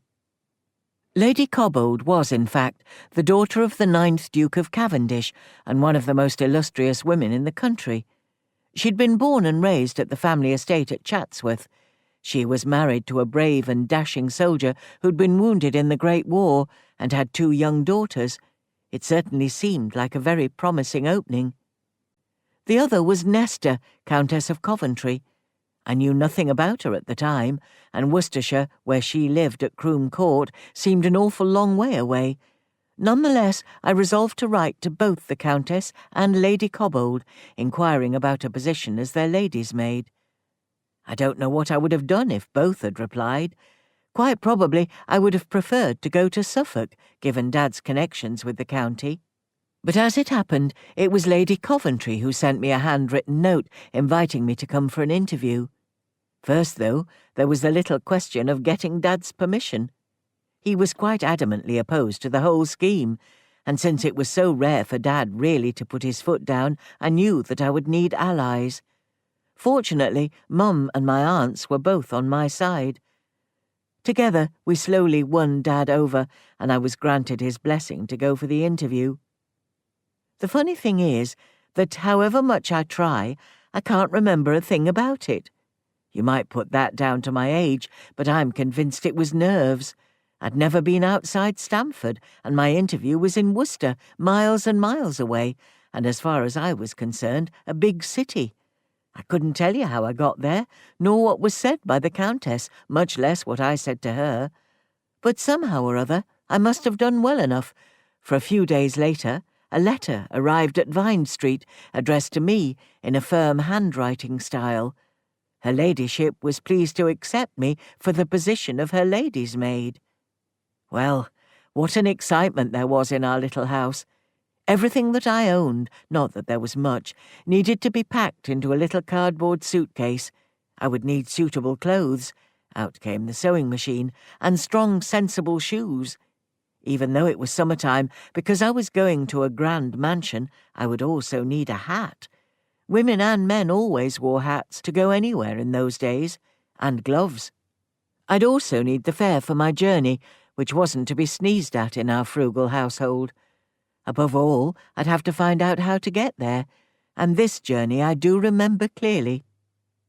I don't know if you can imagine what it was like nearly 80 years ago for a young girl to set out on an adventure like this. These days, of course, it's easy to find train times, and everyone is used to travelling all over the place. But in those days, very few people ever strayed more than a mile or so from their hometown, and the transport system was cumbersome and rather daunting, at least to a girl like me. After a trip to the station to consult the big and complicated book of railway timetables, we worked out that I would have to take 3 separate trains. The first would take me from Stamford to Leicester. Here I would get off and have to locate the train bound for Birmingham. Once I got there, I had to change again, this time onto the local service for Worcester. All in all, what with the slowness of the steam engines and waiting on the platforms at each stage, the journey was going to take all day, and this was a journey of just over 100 miles. Slowly the day for my departure came around. My suitcase was packed, and I laid out a nice new dress, the thick black stockings everyone wore in those days, hat, gloves, and, of course, my shoes, polished to within an inch of their lives. My heart was racing as I closed the door on the little bedroom I shared with Joan. This was it. I was off out into the big wide world, and who could know when, or if ever, I'd see my home and my family again. Dad was very upset. I knew how much he was worried and how much he didn't want me to go. But being Dad, he was strong and supportive and smiling. Men didn't show their emotions much in those days, and I don't think Dad would ever have dreamed of letting me, or even Mum, see the tears he must have been keeping in check. But as we walked through the town towards the station, I knew he was dreading the moment when I climbed aboard the train, and he would watch as it pulled out, taking me away from my family. At the small ticket window, the railway clerk took my money and punched out the little oblong piece of thick cardboard, my ticket to a new life. It was, of course, 3rd class. Back then, trains were divided into 3, with the wealthy and well-to-do riding in first, the middle classes in second, while working-class folk had the cheapest and hardest seats of all in the most basic of carriages. I clutched the ticket in my gloved hand and climbed on board. Just before the guard waved his green flag and blew his whistle, I felt Dad put his hand around mine and press something between my fingers. It was a crisp brown 10-shilling note. He didn't say anything, and neither did I. I knew this would be the last of his money for the week, possibly the month, and he'd given it to me. There would be no Woodbines for him for a while, and no half-pints of mild. My eyes pricked with tears, for I knew the sacrifice he'd made, not just in giving me the last of his money, but in letting me leave our home and family. As the train puffed and wheezed its way out of the station, I couldn't help but think, "Oh, Molly, what have you done?" Chapter 5. Hierarchies. "Miss Mully, is it?" The man in front of me was a few inches taller than me, but his dark hair had been combed back from his forehead into what looked very much like the sort of brush Mum had used to sweep up with, which made him seem taller. Hair or no hair, as I appraised him, I reckoned he was a few inches taller than me and about 10 years older. He was wearing a smart dark suit, his shoes were nicely shined, always a good sign, Dad's training again, and a peaked cap. It didn't take a genius to work out that this must be the Coventry chauffeur. I'm not sure what I expected, but fancy that, a real chauffeur meeting little Hilda Mary Mully off the train. How very posh indeed. I didn't have much time to take this in, though. As the train pulled out, leaving clouds of smoke and steam rolling along the platform, the chauffeur was marching smartly off to the exit. Well, I thought, here goes. What's to be afraid of, anyway? I'm not sure if I answered my own question. If I had, I think I could have found plenty of reasons why my stomach was in knots and I felt a bit sick. I'd spent a day crisscrossing England, changing trains, drinking cups of tea poured from big silver urns in smoky station buffets, watched mile after mile of countryside sweep past the window, and now here I was, about to pledge the rest of my life, because that's how I thought of it, to the service of a rich and powerful countess I'd barely met. I hadn't the first clue of where I was going, and if the chauffeur seemed perfectly at ease, and therefore I could presume he knew how we would get to our destination, why, I didn't even know his name. Nervous? Well, wouldn't you be? Parked in the road outside the station was an ordinary little blue van, the sort which butchers and similar tradesmen used back home in Stamford to make their rounds and deliveries. Surely this wasn't how we were to travel? But yes, the chauffeur was striding towards it, my little cardboard case in hand. What was his name? I couldn't really imagine driving to wherever we were going and calling him Mr. Chauffeur. What was the correct way of addressing him? These things would matter. That much I knew. I hurried to catch up. The chauffeur held the door open for me, and as demurely as I could, I sat myself down in the old worn seat. Instantly I noticed a strange smell. What on earth could this be? Then, with a bang and a slam, the door was shut. The chauffeur swung himself into the driving seat, and we were off. "I'm Roland," he said with a smile. "Roland Newman. I'm Lord Coventry's driver, among other things. Oh, please excuse the smell. This is the hound wagon." Hound wagon? Did the gentry's dogs have their very own car? I'd grown up with dogs. Instantly I remembered our dear old mongrel at home in Vine Street. But we'd never had a car for ourselves, much less a separate one for the dog. What on earth sort of life had I come to?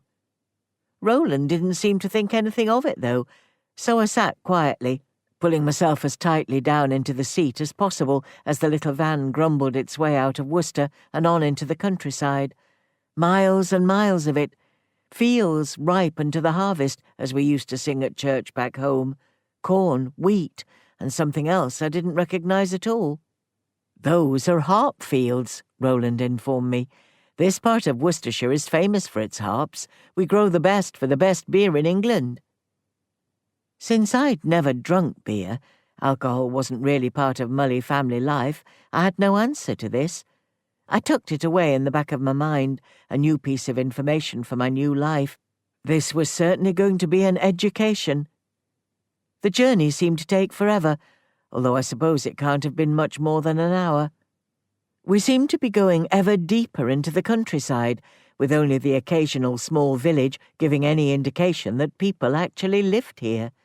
Just how remote was this place I was going to? And if it was so far away from any sort of civilization, for that's how I thought of towns like Stamford, how was I ever to get away from it? That's what it began to feel like, that I would be a prisoner in some terribly isolated castle with no hope of ever escaping. The further we went, the more nervous and uneasy I became. Roland seemed unconcerned. If he noticed how worried I was becoming, he didn't show it. Instead, he kept up a cheerful and largely one-sided chatter about this and that. I couldn't tell you what he said, or whether he was trying to impart some knowledge that I would need in my new position. His words washed over my poor muddled head, filled with worries, until it blended in with the rattling of the little van's engine and the rumble of its wheels on the rough country roads. And then, suddenly, there was the big stone gateway in front of us. The soft, buttery afternoon light caught one side of it as the van pulled up.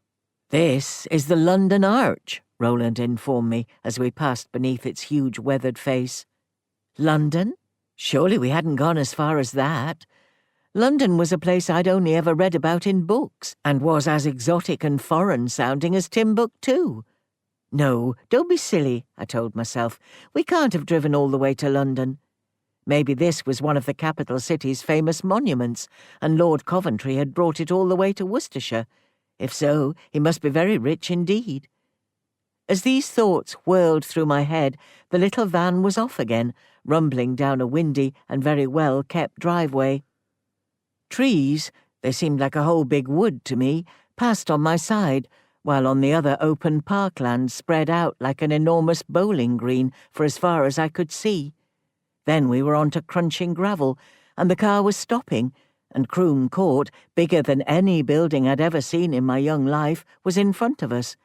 It was imposing, it was magnificent, it was impossibly grand. And as Roland opened the car door and I slid out, my heart sank even lower. However beautiful, this place was like some giant prison castle in a storybook, and I was to be locked up here with no hope of anyone coming to rescue me and no prospect of escape. If I hadn't been so terrified, I might have burst out crying there and then. Roland picked up my case and walked me around the side of the house to the back. The rear of the house was just as impressive as the front. There was an enormous entrance with a pillared portico and huge stone steps leading up from the driveway. For a moment, I wondered if I was going to have to march up those steps and in through the very grand doors. But Roland took me towards a little, almost hidden entrance at the side. "Tradesman's entrance," he said with a warm smile. Had he guessed what I'd been thinking? As he opened the door, I caught a glimpse of long, half-lit passageways. We seemed to be heading into some strange subterranean world that echoed with the sound of our footsteps. I shuddered as we left the warm summer sunlight behind us and the cold basement air enveloped me. On and on we walked, through an endless series of corridors that seemed to sprout off one another and head off in all directions. How on earth would I ever find my way around this maze of passages? And did I really want to? The further we ventured into the depths of the house, the more I felt like an explorer entering some bottomless series of tunnels, and the more I wished I'd never left my cosy little home, with all its simplicity and its warmth, back in Stamford. "Oh, you silly, silly girl," I thought. "What have you done?" Eventually, we emerged from the latest of these passages and into an enormous room. A huge cooking range ran down the side of one wall, and people, other servants, I realized, bustled in and out. Occasionally, a bell would ring from somewhere in the maze of corridors, and more bustling would happen. I had arrived at the beating heart of the house, the mighty kitchen of Croom Court. Someone, I couldn't have told you who, pressed a cup of tea into my hands, and a stern-looking older man appeared beside me. Of Roland, the chauffeur, there was now no sign. The new man welcomed me solemnly and explained that, given the lateness of the hour, I wouldn't be meeting my mistress tonight. Instead, I was to be shown to my bedroom, where I could make myself at home and prepare myself for work the next morning. I'd not the faintest idea what my duties would be, much less what time I would be expected to start performing them. But I was so tired and felt so sorry for myself that I simply followed a young woman in the uniform of what I assumed to be a maid out of the kitchen and back through the echoing passageways until we came to a great stone staircase which seemed to rise and rise in front of my bewildered eyes. My guide tiptoed up the stairs to a little half landing. This, she told me, was the floor where the court's great reception rooms were. Then it was up to the next floor, the master and mistress's bedrooms, as well as those of the children, apparently, and up again until we reached the very top of the house. I'd never been up so many stairs in my life. Off the top of the staircase was a little ante-room. At first I thought this must be my bedroom. It was bigger than the room I shared with Joan back home, but there was no sign of a bed. But we left this behind, and the girl opened another door, and then I simply gasped. The room in front of me was absolutely vast. I thought you could have plonked the whole of our house in Vine Street into this one room, and still have had space left over. The ceiling was at least 15 feet above my head, and there was the grandest fireplace I'd ever set eyes on in the middle of one wall. A little bed, though still bigger than my own at home, stood out against another wall, absolutely dwarfed by the open space around it. An enormous mahogany wardrobe loomed large in the corner. Surely all of this couldn't be just for me. But it was. If Croom Court was my prison, my cell was at least incredibly spacious. I wandered over to the window, itself bigger than anything I'd ever been used to, and looked out. I saw lawns and a lazy river, and away in the distance another remarkable building with huge glass windows, on which the last of the day's light was reflected. I couldn't believe my eyes. The girl was telling me something as she closed the door. I heard the words cup of tea and bath, but really didn't register them. After she'd left, I sat down on the bed, my little suitcase with all my worldly possessions neatly folded inside, looked around at all the empty splendor of my new surroundings, and burst into tears. I cried myself to sleep that night, as I would do for weeks to come, thinking about the home I'd left behind me and the life I'd so carelessly abandoned. We might not have had much, and Vine Street might have been a humble little place, but amid all the magnificence of Croom Court and its surrounding estate, I would have given absolutely anything to return to it. I was woken the next morning by the same girl. She had a cup of tea in her hand and told me that my bath was ready. The tea I could understand, but what was this about a bath, and who could have got it ready? Surely this couldn't be happening to me. Why would someone have run me a bath? And anyway, where was it? I looked around, trying to see whether someone had deposited the sort of tin tub I was used to in one of the distant corners of the room. There was, of course, no sign of any such thing. Instead, the girl, I still didn't know who or what she was, led me along yet another corridor and through a doorway into a room almost as big as my bedroom. In it was a large enamelled bath, brimming with hot, steaming water. It was a very long way from the Mully household's Friday ritual of a quick dip in an old tin tub in front of the fire. Was this a special occasion to mark my first day, or was this to be a regular thing? No one had ever waited on me. Surely that was what I was here to do. Either way, this little bit of my new life was a very pleasant surprise, and perhaps I could grow to like at least this part of it. I wondered, too, about when I would meet my new mistress. I hadn't seen her since that day in Worcester when I'd had my interview. I wanted to find out what my duties were, and that would only happen when she told me. As it turned out, I didn't see her for the rest of the day. I spent the ensuing hours trying to find my way round the house, or at least the bits of it where I was supposed to go. I avoided the first and second floors. They were reserved for the Coventrys, and as I discovered, the staff only went there when they were called, or as part of their work when the family wasn't around. First, I had to get to know the other servants. I quickly found that there was a hierarchy below stairs, a very definite mini-social order which I would be expected to understand and stick to. There were 15 of us in total who worked in the household, plus gardeners and a houndsman who never ventured across the threshold.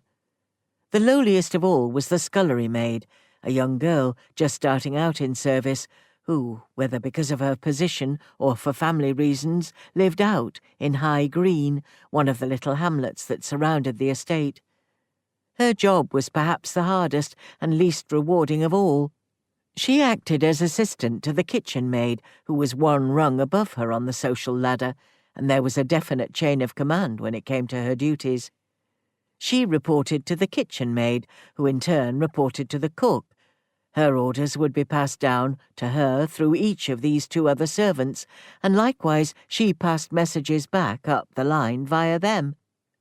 The poor scullery maid's duties included the most physical and demanding tasks in the kitchen, such as cleaning and scouring the old stone floor, which was so uneven that you swayed from foot to foot as you walked across it. She was also required to scrub the stove, the sinks, and all the pots and dishes. There was no washing up liquid in those days. She had to scour all the crockery and cooking pans with soap crystals, whisked up into a rough sort of lather. On top of all this, she was expected to help with preparing the food for every meal, cleaning the vegetables, plucking fowl, which came in fresh with all their feathers, heads and claws on.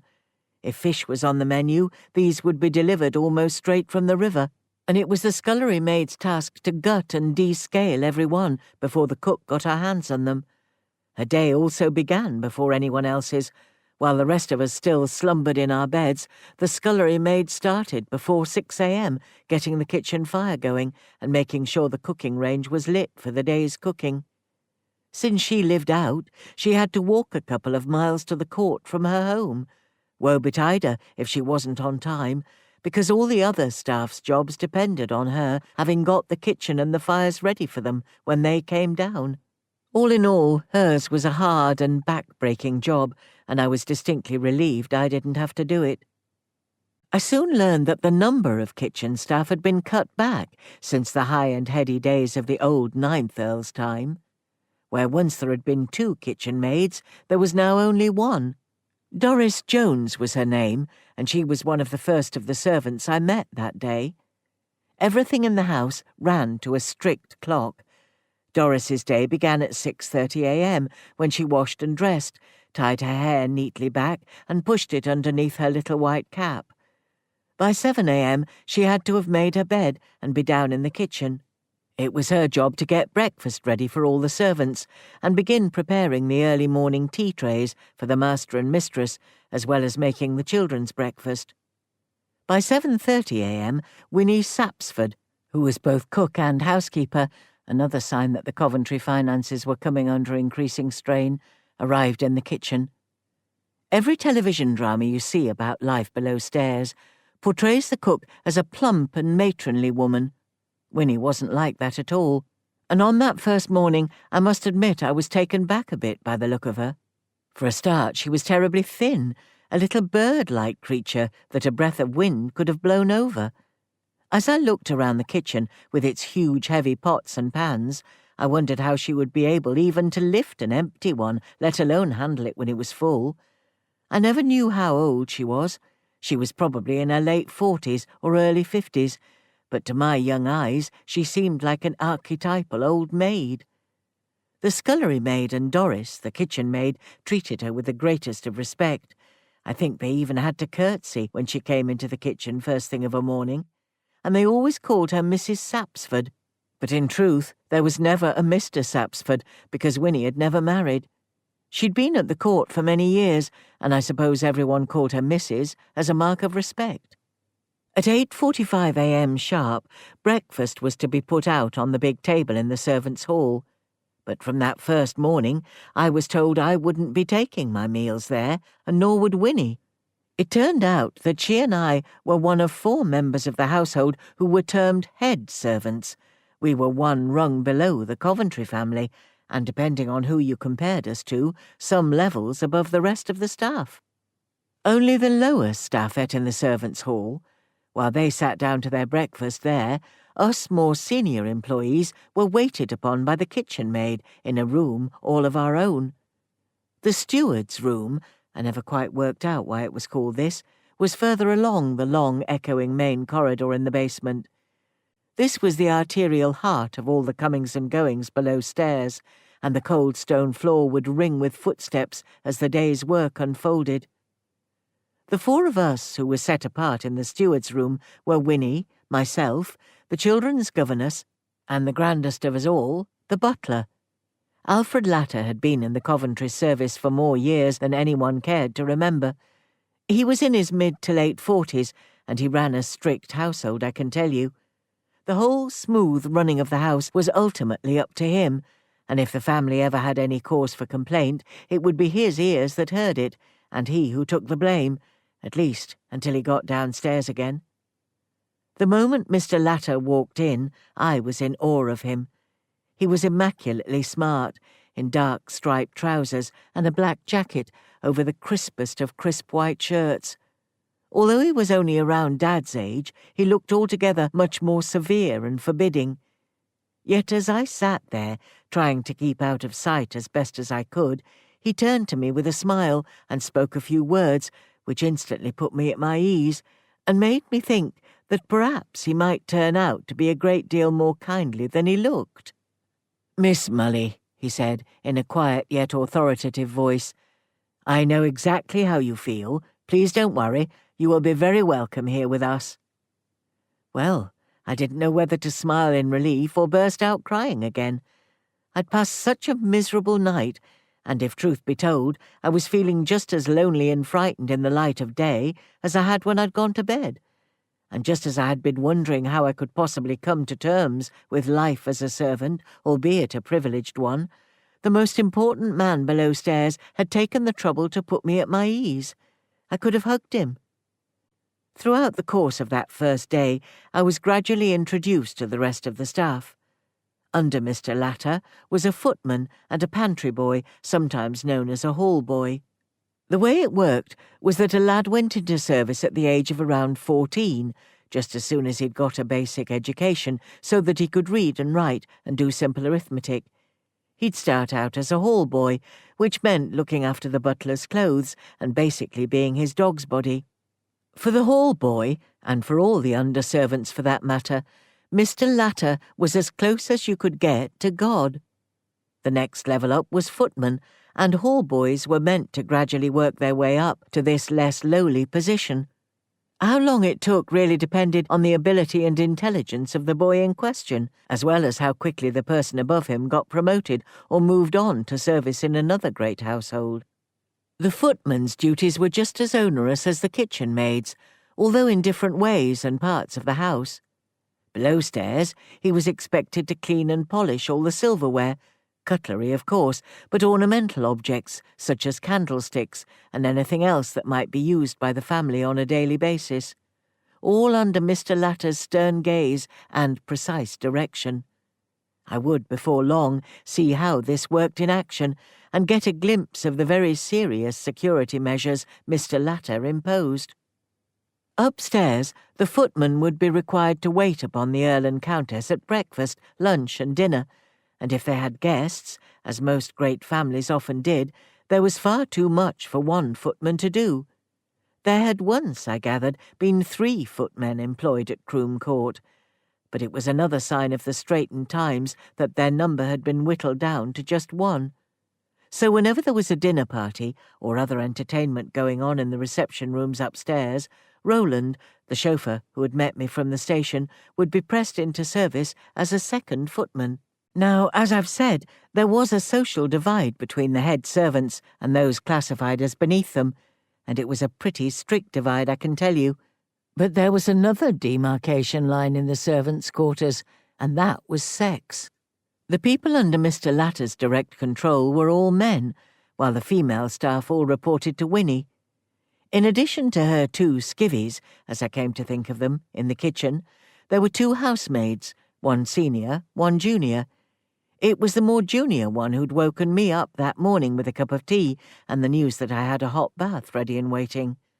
Her name, it turned out, was Miriam, and since I can't remember much about her at all, I rather think that she must have been told to mind her P's and Q's around me because I was a head servant. The head housemaid, who was in charge of the other 2 and reported directly to Winnie, was Elizabeth Burridge. She treated me well and with respect, but I didn't get the sense that I would have an ally in her. However, the second housemaid, Dorothy Clark, was a different kettle of fish, and I sensed from that first morning that she and I would get on. Believe me, I was very much in need of a friend in this vast, strange house, and just a few minutes chatting with Dorothy in between her numerous duties made me think that I'd found one. Does all this talk of head servants and lesser staff, of hierarchies and a social order within a social order, make your head spin? It's very different to the world we know now, of course, and I shouldn't blame you if you scratched your head and wondered what it was all for and why it had to be all so formal. The reason I shouldn't blame you at all is because that's exactly what I was thinking as the day wore on. Goodness, what a carry-on it all was.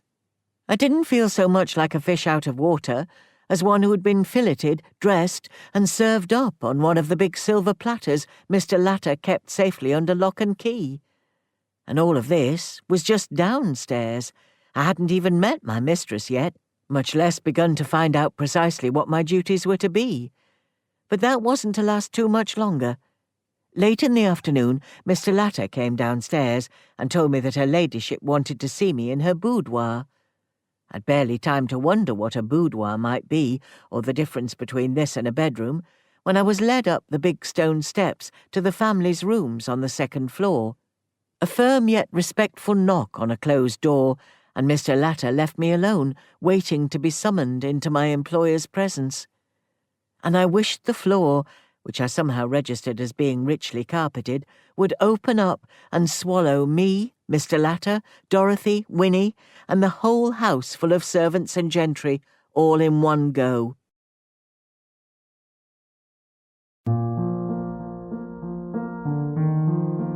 This is the end of CD 2. The book continues on CD 3.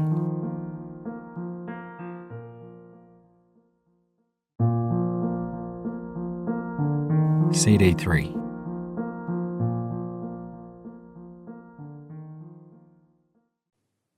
Chapter 6. Addressing and Dressing Milady. Come, The voice was firm and confident, not loud, but it carried, and what it carried most of all was strength. With my stomach full of butterflies, I opened the door and saw Nesta, Countess of Coventry, sitting at her dressing table. It must have been around 5 p.m, because she was beginning to get herself ready for dinner. She stood up as I walked across the room, and the first thing that struck me was how tall she was. I'm only a little shrimp, 5 foot nothing, just like Mum and Dad, and the Countess towered above me. She must have been 6 feet if she was an inch. That's tall even today, but 80 years ago people in Britain were shorter than they are now. I think the national diet wasn't as good back then, and so Lady Coventry's height was even more unusual. The next thing I noticed was her hair. It was thick and black and wavy, and my goodness, it was long. I must have looked like a star-struck girl, but I was astonished to see that it came all the way down her back to her waist. Just as this was going through my head, it dawned on me that I hadn't the faintest idea how to address my new mistress, nor what she would call me, but the Countess soon sorted that out. "Welcome, Mully," she said, and I saw quickly how things were going to be. No first names, no Miss Mully. I was to be known just by my last name from now on, and if that wasn't enough to let me know my place, the next sentence certainly was.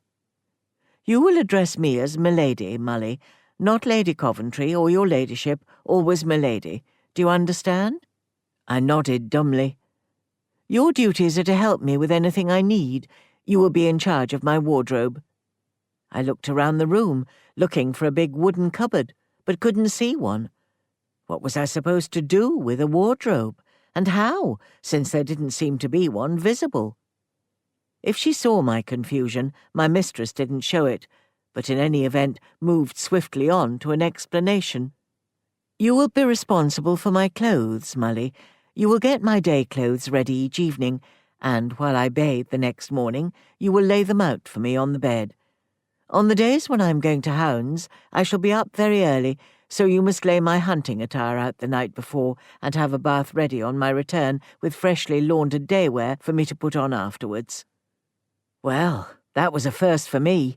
I'd never heard the phrase "going to hounds," nor been involved in anything to do with hunting, and had to make a bit of a leap to guess that she was apparently talking about chasing after foxes. I hoped I wasn't expected to have anything to do with that. "Every morning, whether I go hunting or not, and every afternoon, I shall require you to brush my hair, 1 full hour in the morning and 1 half-hour before dinner." I stole another look at her flowing tresses. Didn't the gentry ever brush their own hair? How strange. Still, it plainly wasn't my place to say anything, so I just nodded. "Now, can you cut hair?" Well, I was about to say yes, that every one of my class and upbringing knew how to chop the ends off each other's hair and generally make it look respectable. No fancy hairdressers for us. But something made me realize that hacking away at my sister's locks wasn't quite the same thing as trimming and styling the hair of a countess. I shook my head. "Oh, well, we shall just have to send you for training. You can, of course, sew and make clothes. That was your trade, wasn't it?" Here I knew I was on firmer ground, and answered with an inner confidence, even if outwardly I was quaking in my sensible shoes. "Yes, milady, I'm a trained dressmaker and tailor. I can take care of anything which needs repairing and make any clothes you would like." "Good. You will also look after my jewellery. Keep it clean and polished, and of course be responsible for its safe-keeping." "Oh, Lord," I thought, "now you know you've landed amongst the gentry. She's bound to have whole boxes of fabulously valuable jewels, diamonds and tiaras and such like, and you're responsible for every one of them. Heaven help you if one of them gets damaged or goes missing. You'll be out on your ear before you can say sorry." "I'll show you where everything is tomorrow," she continued. "But as to your wages, you will be paid 5 shillings a week. Mr. Latter will see to everything." Well, 5 shillings didn't sound very much at all, though I suppose it was 5 times what I'd earned at Mrs. King's dressmaking business. But then I realised that as well as my wages, I'd be fed and watered. I wouldn't have to pay a penny for my keep, and I'd be living in one of the greatest houses in England.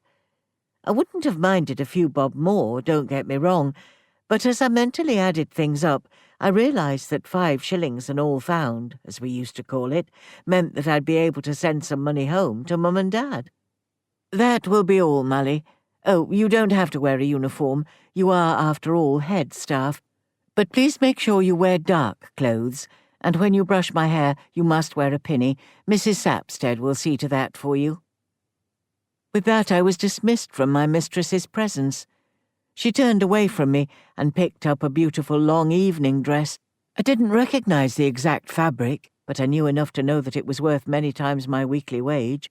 She was to wear to dinner. "Excuse me, milady, but is there anything else I can do for you?" I asked in what sounded a very small voice. "It's just that I don't know what to do when I'm not wanted." The Countess turned back to me.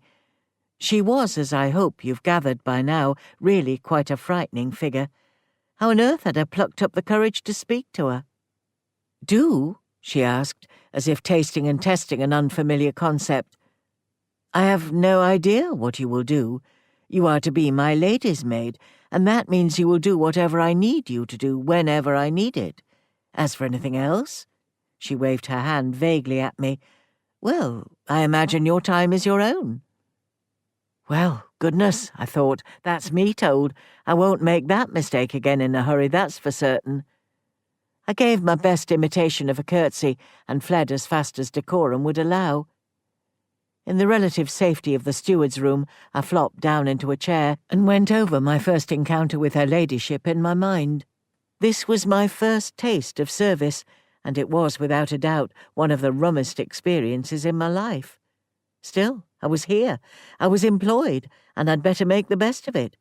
That's what I told myself, although inside I wanted to curl up into a ball and then roll all the way back to Stamford and Vine Street, and Mum, Dad, Joan and Jim. In the end, it was Dorothy Clark who came to my rescue. Although she was really only second housemaid, and so was termed one of the under-servants, she'd been looking after Lady Coventry since her previous lady's maid had retired after many years of service. "Don't you worry about her ladyship," Dorothy told me as I sat still trembling in the chair. "You just treat her with respect, and she'll treat you the same way, or at least with as much respect as one of the gentry ever treats their servants." It was good advice, and would in time serve me well. But at that moment I was still completely overwhelmed by the whole business. There was never any doubt that I would treat my new mistress with the utmost respect.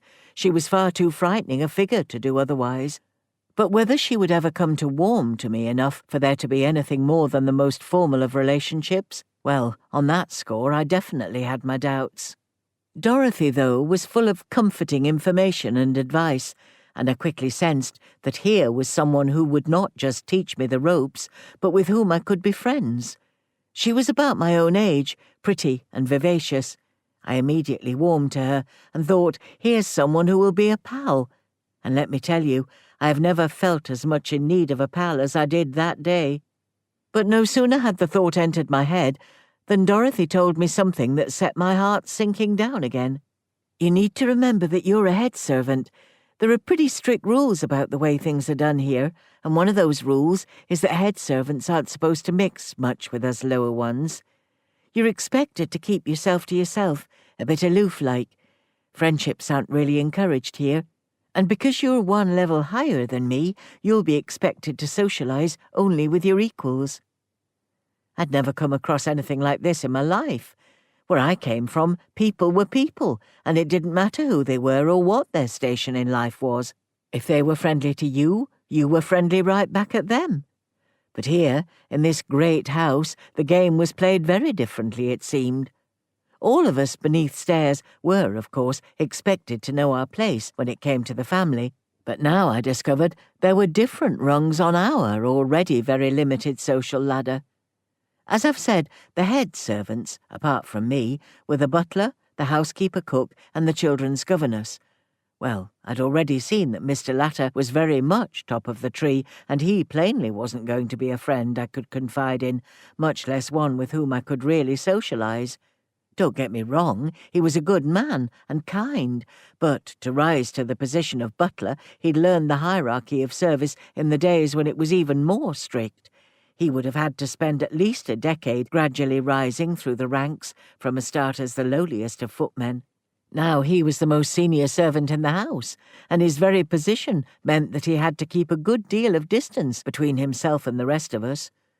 Nor was the governess any more promising. Mrs. Lovett was her name, and in truth she kept even more to herself than Mr. Latter. In many ways, I suppose this was inevitable. Her domain was the children's nursery and the schoolroom, and she would often take her meals there with her charges, so I didn't see terribly much of her. That left Winnie Sapsford, the housekeeper cook. Her position in itself was slightly unusual. Most great houses like Croom Court would have employed both a cook and a housekeeper. Certainly the 9th Earl did, and since he and the late Countess were great ones for entertaining, the cook would have been kept pretty busy just keeping up with the demands made on the kitchen, let alone supervising all the household staff and managing the daily routine of cleaning, washing, ironing and the like. Although I didn't realise it then, the fact that Winnie was doing both jobs was a sign that the Coventry finances were not in the healthiest of shapes. I think I liked Winnie from the off. Certainly she never did me any harm, nor made my life anything but bearable. She made sure that I always had enough to eat and drink, but I'd sensed something about her on our first meeting. I couldn't put my finger on what it was, but I realised that whilst we would get on just fine, she was never going to be what I would call a friend. All in all, things on that front weren't looking at all promising. Looking back, I can see why the servant structure, with its rigid demarcations and prohibitions on friendships, was the way it was. In some ways, working below stairs in a great house must be like being in an army. Everyone has to know their orders and be prepared both to give or receive them without the possibility of them being questioned. Friendships between the giver of orders and the person to whom they were issued make it less easy for obedience, I suppose. It's that old idea of familiarity breeding contempt. Hey-ho, I thought to myself, this is a funny sort of place you've come to and no mistake. Hilda, my girl, you'll just have to grin and bear it and make the best of everything. It's funny to look back on the way things were then, but in some ways Croom Court was a microcosm of England itself between the 2 world wars. People grew up knowing their station in life. Now, there's a phrase you don't hear today, and were brought up not just to know their place, but to accept it. There's another phrase that you used to hear all the time in those days, mustn't grumble. It was the standard answer to anyone, at least anyone of your own class. You'd never dream of saying anything so casual to your betters, who might ask you how you were or how your work-day had been. Mustn't grumble, we said, and we meant it. We were expected never to grumble about anything, because that was all part of the English way. And like the phrase itself, that's a way that was blown away by the Second World War. As my first full day in service came to its somewhat gloomy end, if anyone had asked me how it had gone, of course no one did, I'd most likely have answered, mustn't grumble.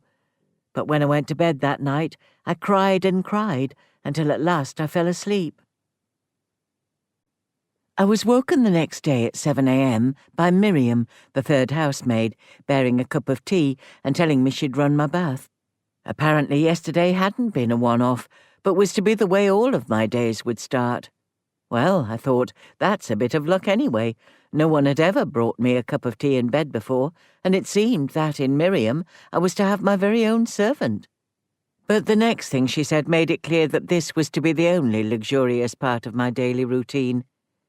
Please, Miss Mully, you're to have your bath and dress and be downstairs at 7:30. Mrs. Sapstead has done you an egg and some toast, but she will have her ladyship's tea ready for you by then, so she says you've got to be quick about your breakfast. It doesn't do to be late for her ladyship. So this was how it was to be. There's an old saying we used to learn in school. Big fleas have little fleas upon their backs to bite them, and little fleas have littler fleas, and so on ad infinitum. I felt like one of the middle fleas, privileged up to a point, but only so long as the big flea was happy. Still, I enjoyed my cup of tea, slipped into my dressing gown, and padded along the corridor to find that the bath was delightfully piping hot. I'd hung my clothes up in the wardrobe as soon as I arrived, but when I went to get my dress for the first full morning in service, my heart sank again. The wardrobe was huge, and my few garments looked so sparse and lonely that I once again felt a pang of homesickness. Not that I would have had any more clothes, but at least they wouldn't have looked so, well, inadequate. I'd also been forewarned about what sort of clothes to bring. As a head servant, I didn't have to wear a uniform like the housemaids or the footmen. Instead, I was told that her ladyship expected me to wear dark colours. Now, my favourite colours were green and purple. I've always loved them, and do so still. But at Croom Court, such cheerful hues were not allowed, and so the dresses hanging up in the big mahogany wardrobe looked even more depressing than they might. By the time I was bathed, clothed, and ready to face the day, it was almost 7:30. I rushed down the 3 flights of stone stairs and positively burst into the kitchen. Everything there seemed to be chaotically busy, with Winnie presiding over her scullery staff as they boiled and grilled amid great clouds of steam and smoke. A tray was set on a table in one corner, and no sooner had I arrived than a cup of tea was placed upon it, and the whole lot was thrust into my hands with an upward jerk of a thumb to indicate that I needed to get it to her ladyship on the double. Back I went up the great stone steps, rather more carefully this time, as I juggled the tea, a folded linen napkin, and a little flower vase on the slippery tray. When I got to my mistress's door, I had a moment of panic. Did I just knock and enter, or wait to be summoned? And would her ladyship be in bed with the Earl? Did they even share a bedroom? I knew from stories I'd read that lots of the gentry slept separately, only ever coming together to go about the business of producing heirs. Would the Coventrys be like this? And if they weren't, was I prepared for the sight of his lordship in bed? You have to remember that life was very much more sheltered in those days, and I don't think I'd ever seen a man in his nightclothes. I knocked on the heavy oak door and tried to stop my heart beating so fast that it seemed likely to jump out of my chest and knock the whole tea tray flying. In the end, my fears were groundless. I heard the deep, rich voice of the Countess. "Come," and marched in to find her sitting up in bed, alone. Now at this point, I should probably tell you a little bit about the arrangement of the family's quarters on the 2nd floor. If you go to Croom Court today, and since it's part of the National Trust and open to the public, I really think you should, you'll see that on either side of the Earl and Countess's bedroom there are doors leading off into other rooms. In my day, these were the Earl's dressing room on one side and the Countess's boudoir on the other. As I was to discover, as soon as he heard my knock on the door, the Earl would get up and retreat into his dressing room, while I saw to my mistress's needs alone. I never did know whether he got a cup of tea delivered to him there. I certainly never brought him one, and I never saw anyone else with a tray, so I rather think he missed out. I plumped up the pillows behind her ladyship's elegant shoulders while she adjusted a beautiful silk nightgown. In my dressmaking apprenticeship, I'd seen some lovely fabric, even though we weren't making clothes for the gentry. But I could see straight away that what the Countess was wearing was of a different class altogether. Well, I said to myself, if this is what she puts on to go to bed, what will the rest of her outfits be like? Of course, those outfits were one of the main parts of my duties. While her ladyship drank her tea, I first nipped off down the corridor to her private bathroom and began the process of drawing hot water for her to bathe in. When that was done, my mistress got herself up, took the dressing gown, another piece of lovely material, I held out for her, and told me what she wanted to wear that day. It was my job to lay all of her clothes out on the bed, every last stitch she would wear, in the order in which she would put them on. Now maybe you're thinking that doesn't sound like much. After all, everybody wears clothes, and surely it couldn't have been very different back then.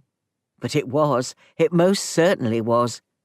You see, the way we dress now bears very little resemblance to what a lady would wear in 1935. For a start, there was a great deal more in the way of underwear. The first thing a lady put on would, of course, be her knickers. They were nothing like the sort of panties that you buy today.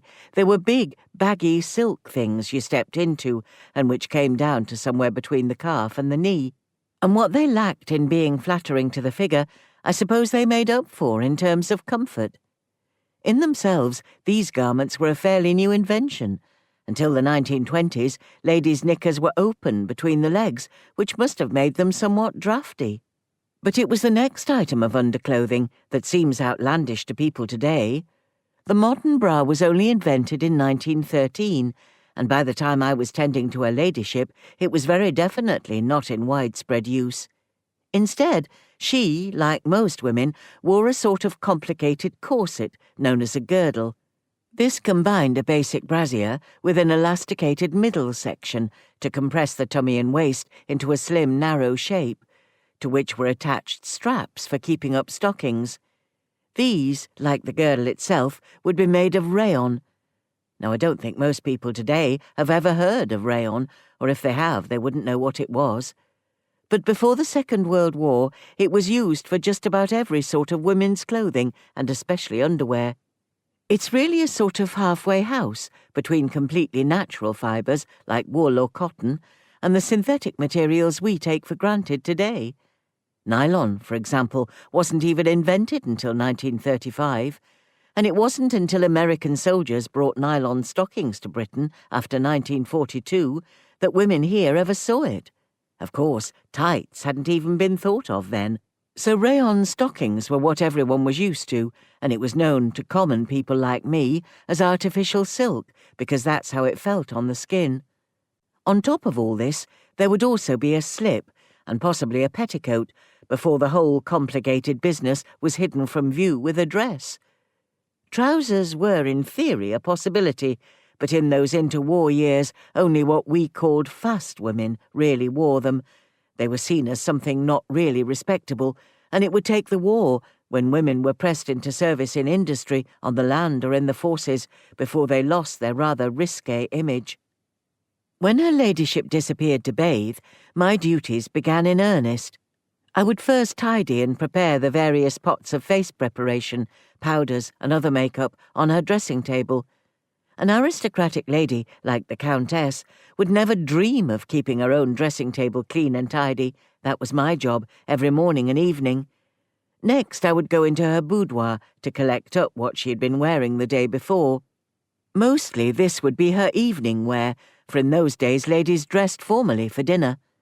The Countess had some truly beautiful evening dresses, made of the most gorgeous and expensive materials, but in the way of things back then, she would simply shed these when she came up for bed, leaving them in a higgledy-piggledy mess on the floor. I bundled up the garments that would need to be washed, and carefully folded the rest to take back to my room.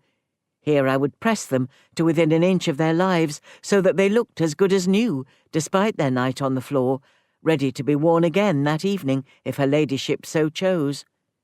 And then, once my mistress returned from her bath, I would help dress her in whatever outfit she'd chosen for the day.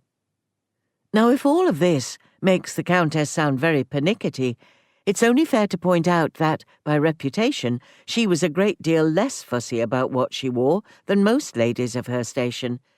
In fact, I was horrified to hear from Dorothy that it was far from unknown for milady to wear the same pair of dirty knickers several days in a row.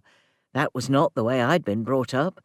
And the Mulleys of Stamford had a great deal less money, not to mention a rather more basic method of laundry than the Coventrys of Croom Court. It just goes to show, I told myself, that money isn't everything in this world. Then came the part of the morning that I would come to dread, brushing my mistress's hair. She had, of course, warned me about this, but even so, I found this morning ritual to be terribly tiring and distinctly boring. I wonder, do you ever take time to calculate how long you spend brushing your hair in the morning? I rather think that most of us won't spend more than a minute or so, unless we're using some of those fancy hair tongs or straighteners that young girls seem so keen on today. There weren't any such things back in the 1930s. The only tool I had at my disposal was her ladyship's silver-backed hairbrush, that and good old elbow grease. So I stood there behind her as she readied herself for the ritual. Brush, brush, brush, and then brush again.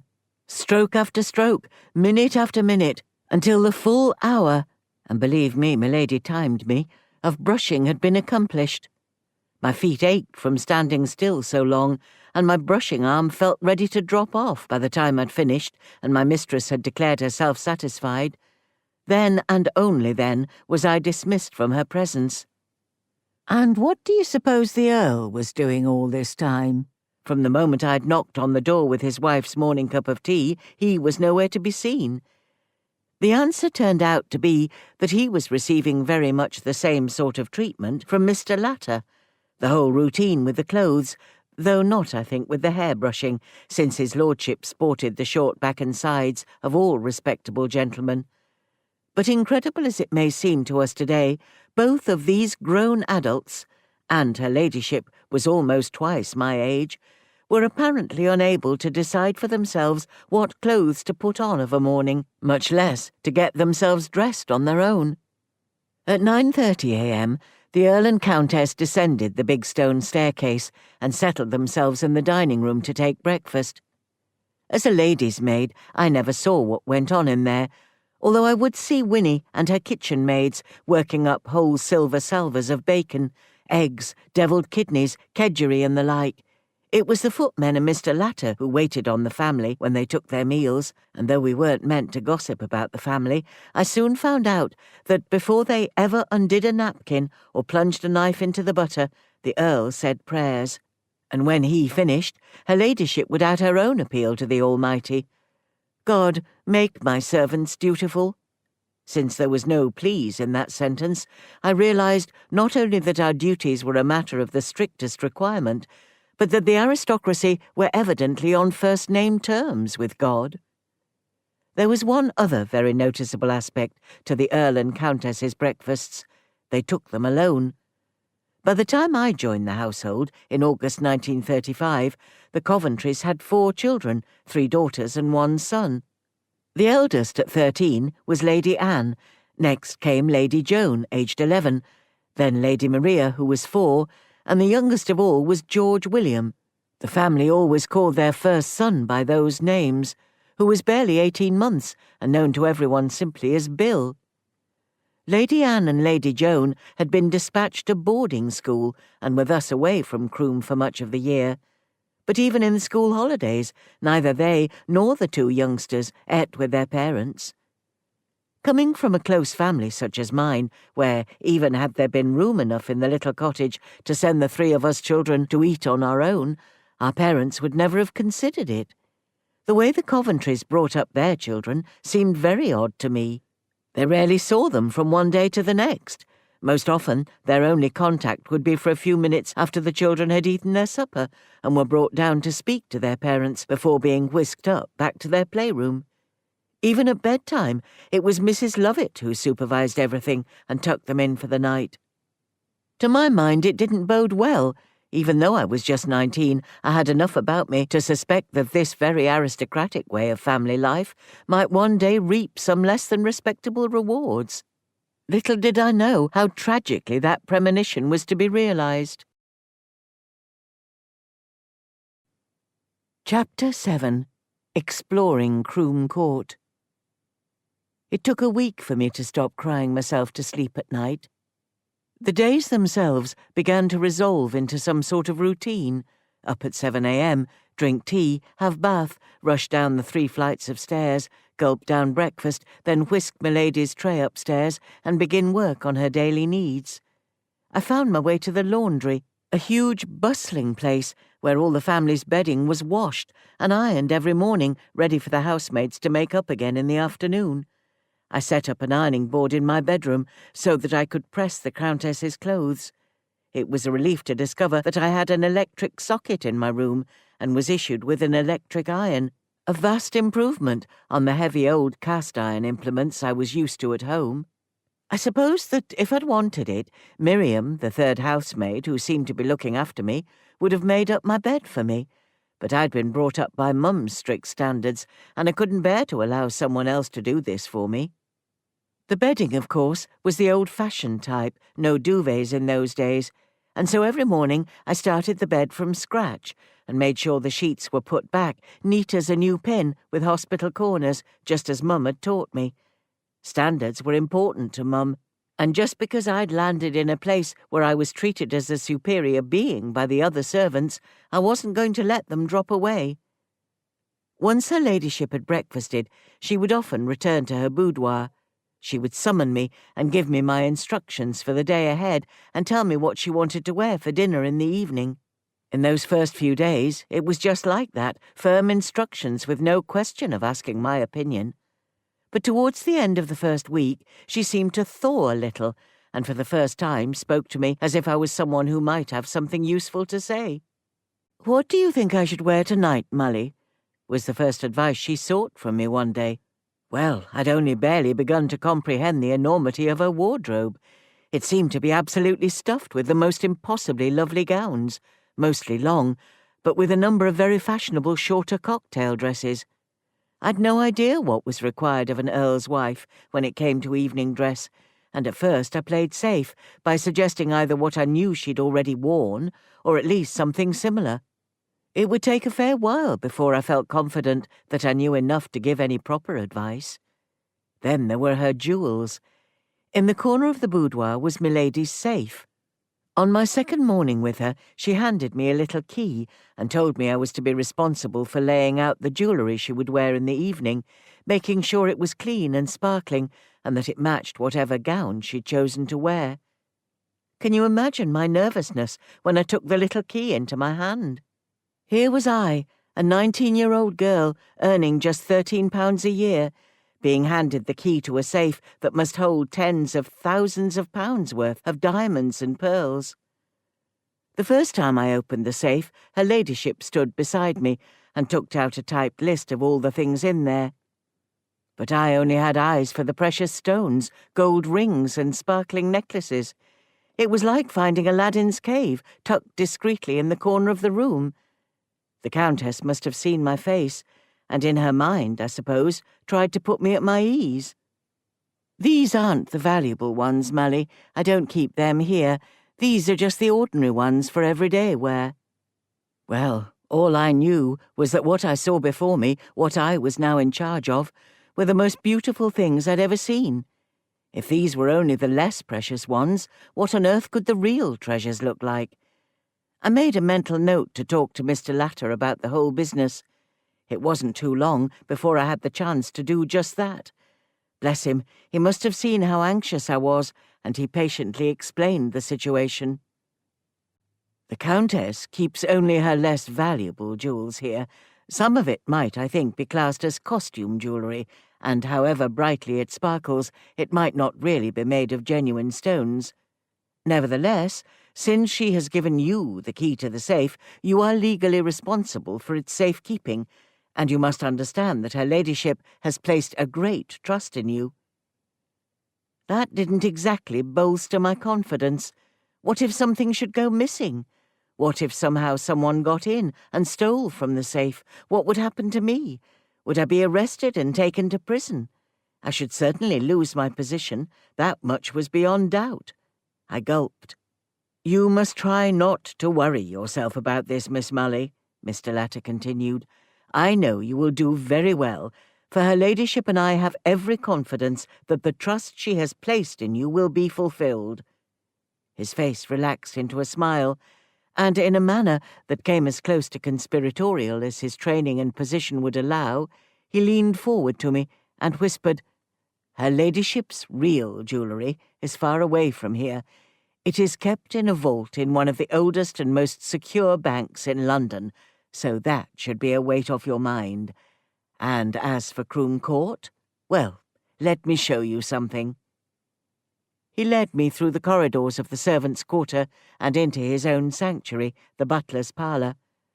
This room, I knew, was where he spent those parts of the day when he wasn't attending to the family's needs and fulfilling the duties of valet to the Earl. It was a very large room, larger even than my bedroom, and one whole wall was lined with sinks.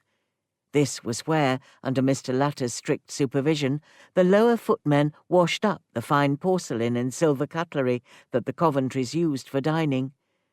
There was a big coal range in the corner, gleaming with black leading, on the sides of which were 2 oblong containers.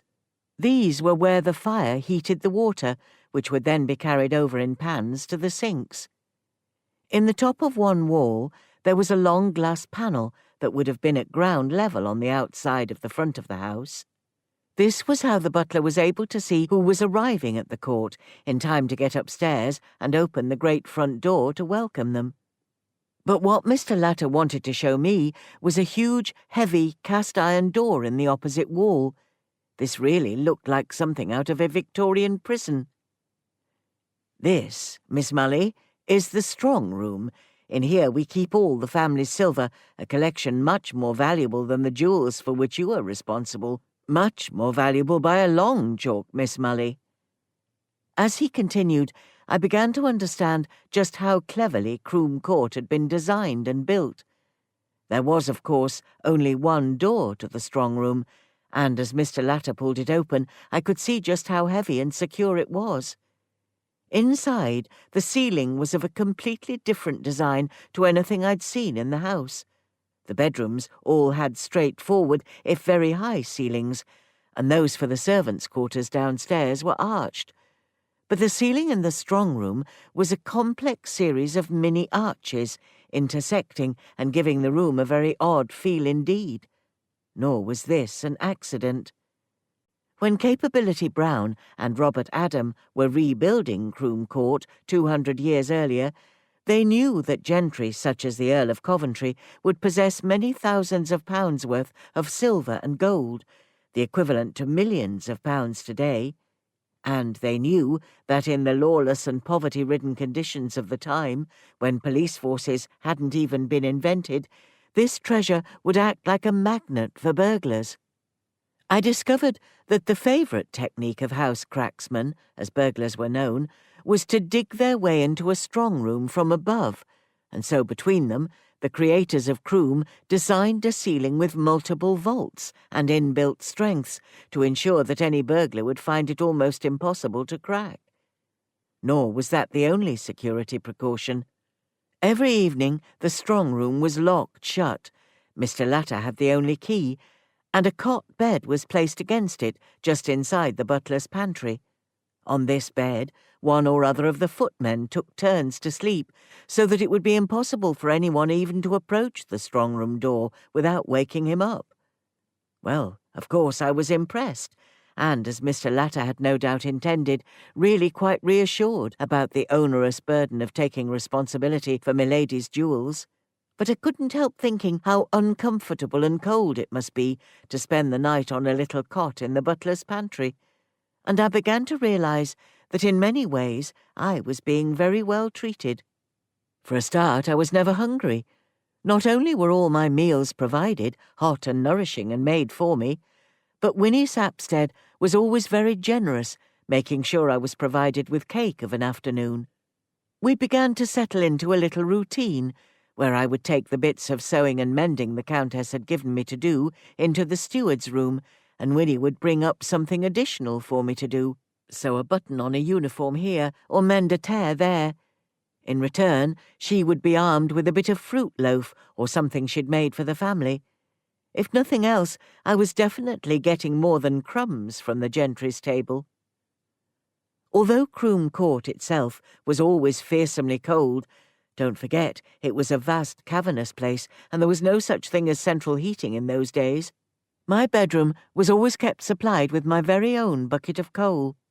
I knew from the snatches of gossip of the other servants below stairs that not all fine families treated their servants like this, and that having an unrestricted supply of coal, no questions asked, about how much I used, was a sign that the Coventrys took great care of their servants.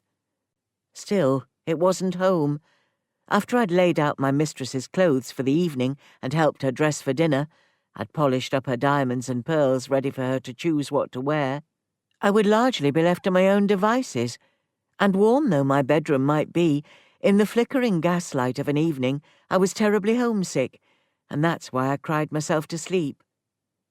During the day I was kept busy enough not to feel too low, and within weeks of starting my position I began my hairdressing course. The place where I was to be trained was in Worcester, nearly 10 miles away. Croom Court was, as I've explained, in a very isolated position in the countryside, and while there was a bus service from right outside the London Arch, it only ran once a day and was plainly not going to be suitable. Instead, the Countess instructed that the family chauffeur was to ferry me back and forth for my once-a-week lessons. Roland Newman had been the first of the staff that I'd met, and although I never said as much to him, and probably didn't even admit it to myself, I'd been rather taken by him. He was good-looking and had tried to be friendly, and if he was a little older than me, in those days that was much less of a concern than it seems to be today. And so I was secretly rather looking forward to being chauffeured to Worcester. I did, though, hope we might have a rather better means of transport than that with which I'd been met on my arrival. Sadly, this wasn't to be. The Coventry family owned, and Roland drove for them, a very smart car indeed.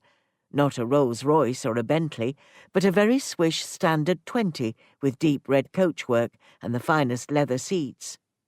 Over the years, many people have commented on this and find it surprising that the Earl hadn't splashed out on a Rolls. After all, in every film or television drama you see about the 1930s, the aristocracy is always shown in the biggest and most luxurious roller.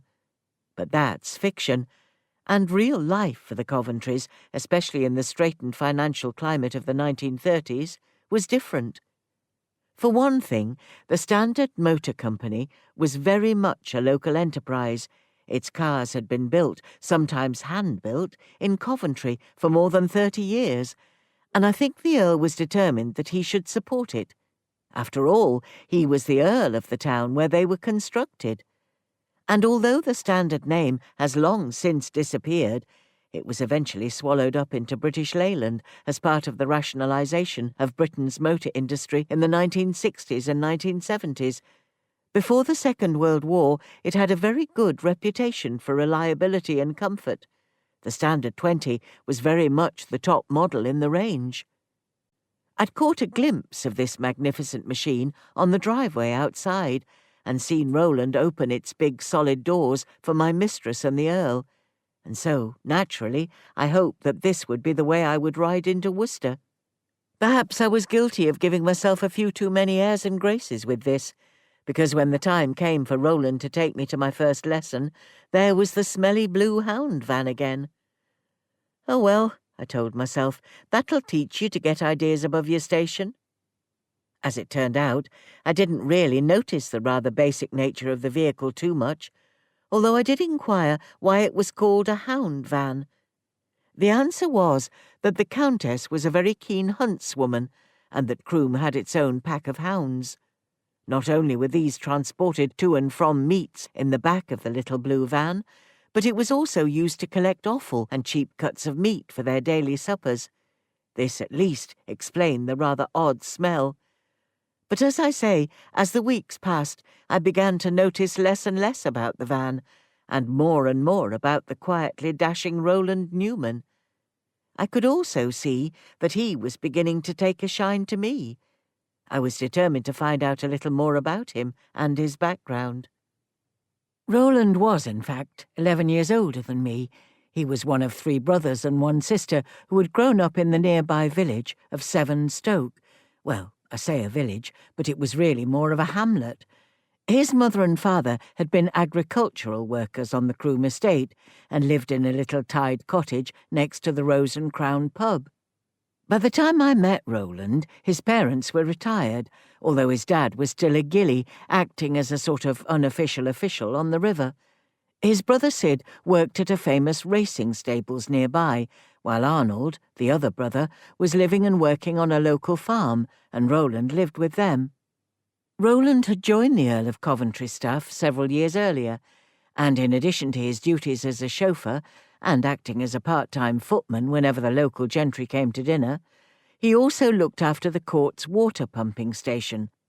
For a house that size, and set in so rural a location, had to have its own waterworks, and helped out with just about anything that any of the other servants needed doing by way of mechanics. I'd discovered, In truth, I'd made it my business to find out that he was a very popular member of the servants' household. All in all, I began to look forward to our trips to Worcester and to miss his company on the days when I didn't see him. But just as my heart was warming to this warm and personable man, my mind sounded a very sharp note of warning. Since you're listening to this, I think it's a fair bet that you've watched some of the television programs about life below stairs. They always seem to have storylines involving various members of the staff getting involved and having love affairs. But that's just television for you, because in my day, romances between servants in the same house were not just frowned on, but absolutely forbidden.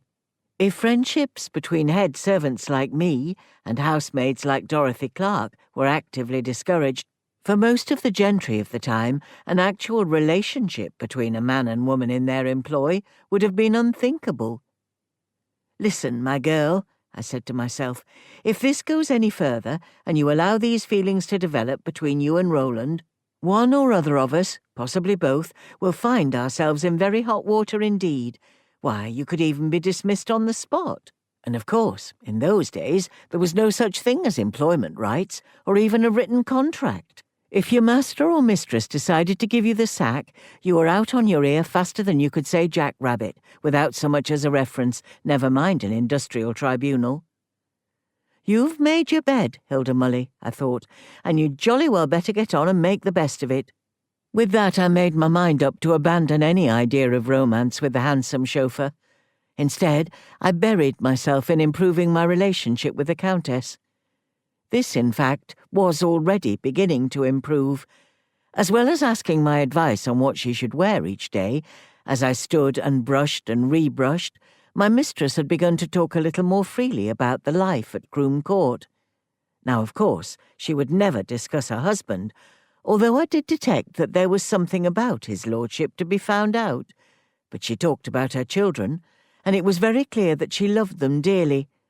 It must have been terribly difficult for a woman like her to be so separated from her girls and her baby boy, and at the same time to know they were in the same house.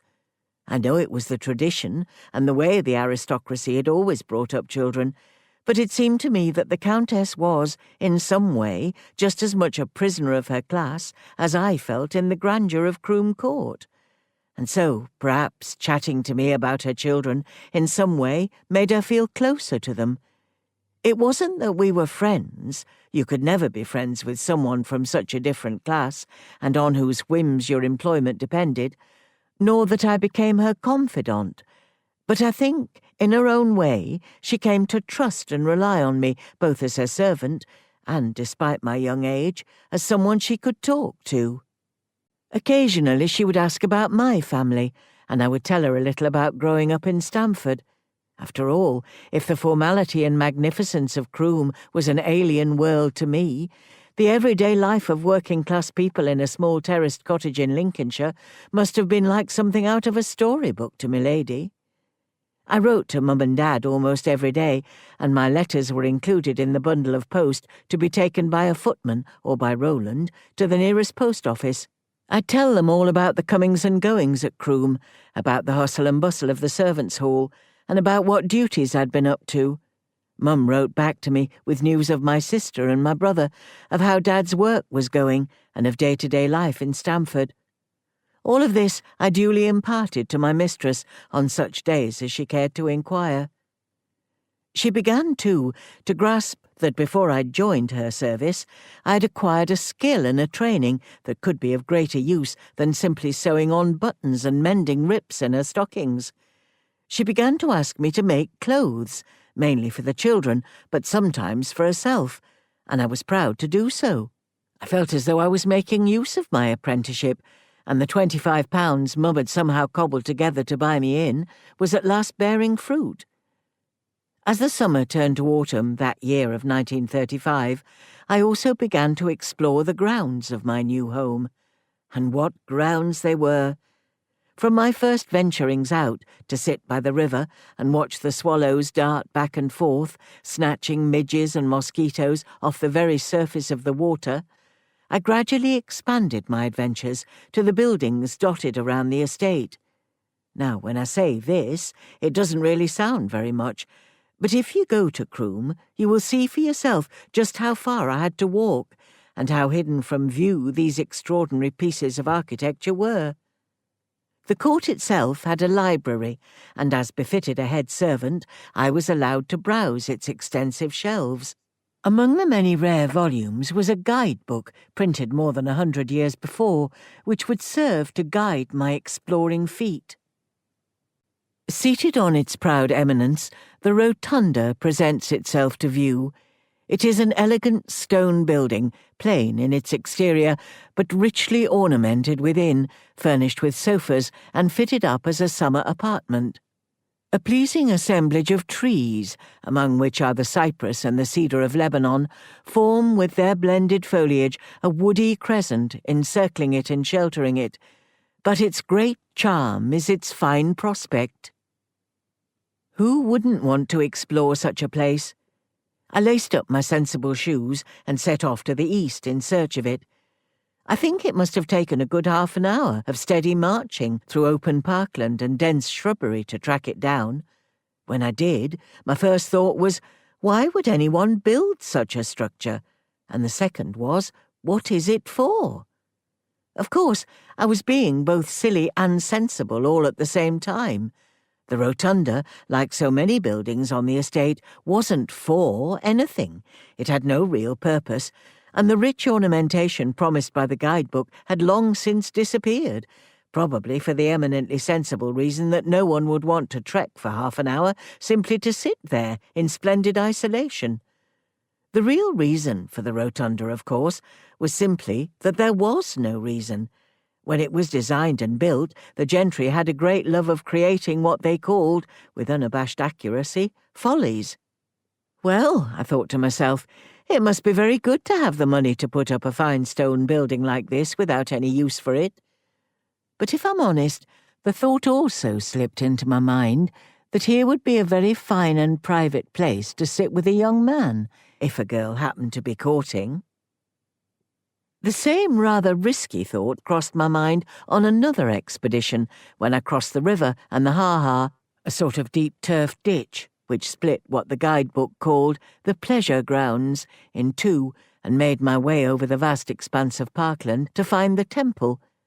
This turned out to be a truly stunning limestone building, constructed to look like an ancient Greek temple, with 6 huge columns supporting a frontage on which intricate stone carvings had been sculpted.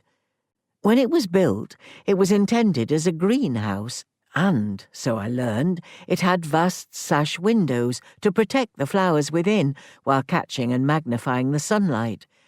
It also had a highly innovative system of underfloor heating, powered by a brick bothy at the back. It struck me that here was a measure of the eccentricity of the English aristocracy. They would spend a fortune to keep their flowers warm, while the house they and their servants occupied froze them to the bone. It is, as they say, the rich are different. But to my mischievous mind, the temple was admirably remote, and just the sort of place where a boy and girl could meet. Not, of course, that I would allow any such thing, but if I did, well, this would be quite the location for it. I think I need to tell you a little bit about courting when I was young enough to think about it, because times were very, very different then, and the more open, not to say forward, way young people behave in our modern world was quite unthinkable in the 1930s. When we, and by that I mean girls and boys of my age, talked about courting, it meant nothing more risky than walking out together, talking and, perhaps once there had been a great deal of walking and a significant amount of talking, occasionally holding hands.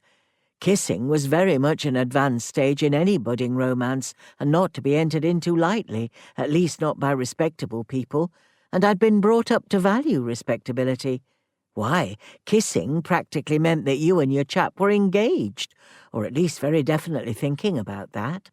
Certainly no one, or at least no one that I knew, would ever have considered anything more intimate than kissing.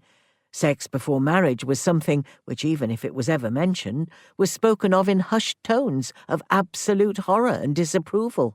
So, even if I had been considering any sort of romance, And I kept telling myself that was most definitely not to be entertained, no matter how attractive Mr. Roland Newman might be.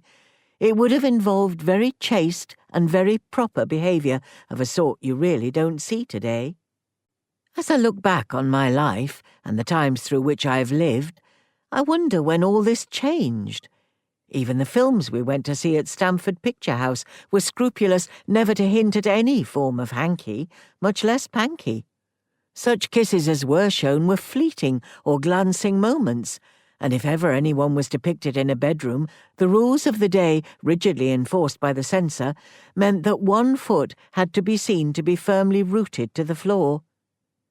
They were, I feel comfortable in saying, much more innocent and much less threatening times.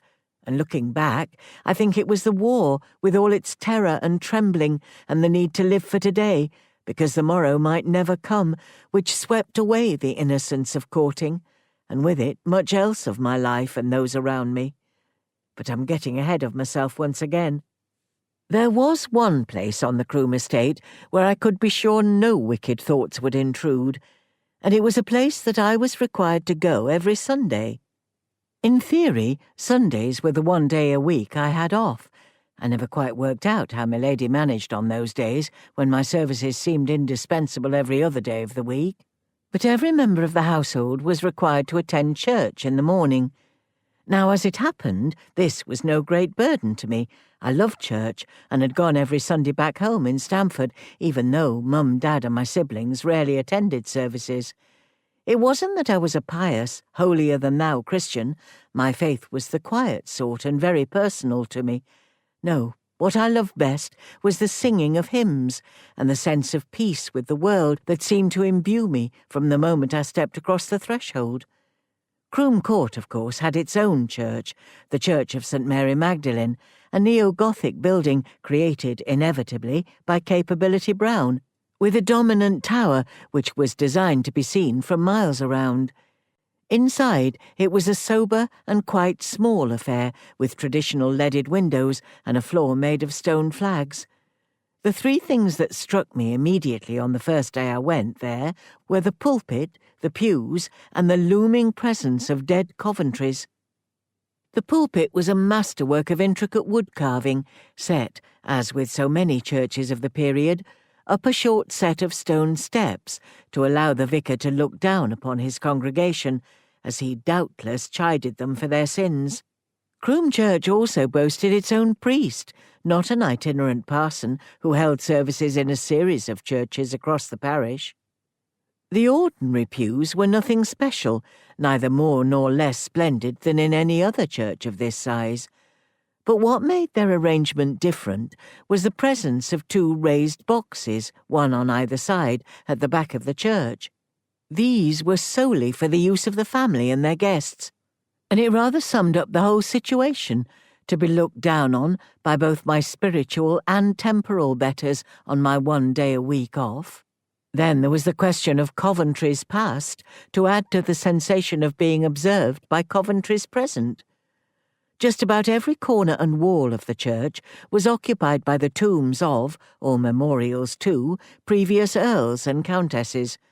There were an awful lot of them, and their ghostly spirits seemed to fill the church, as if demanding, as the countess would murmur at breakfast, that God ensure her servants were dutiful and faithful. The latest edition was that of the 9th Earl and Countess. A carefully carved inscription on the wall pronounced that they were lovely and pleasant in their lives, and in their deaths they were not divided, which was, I'm sure, a true and moving sentiment. But as I look back on what was to follow for the 10th Earl and my mistress, I can't escape the feeling that this was both a curse for the living as well as a blessing on the dead. Chapter 8. Hunting, Shooting, and a Ball. Lack of scent spoils sport. Worcester Evening News.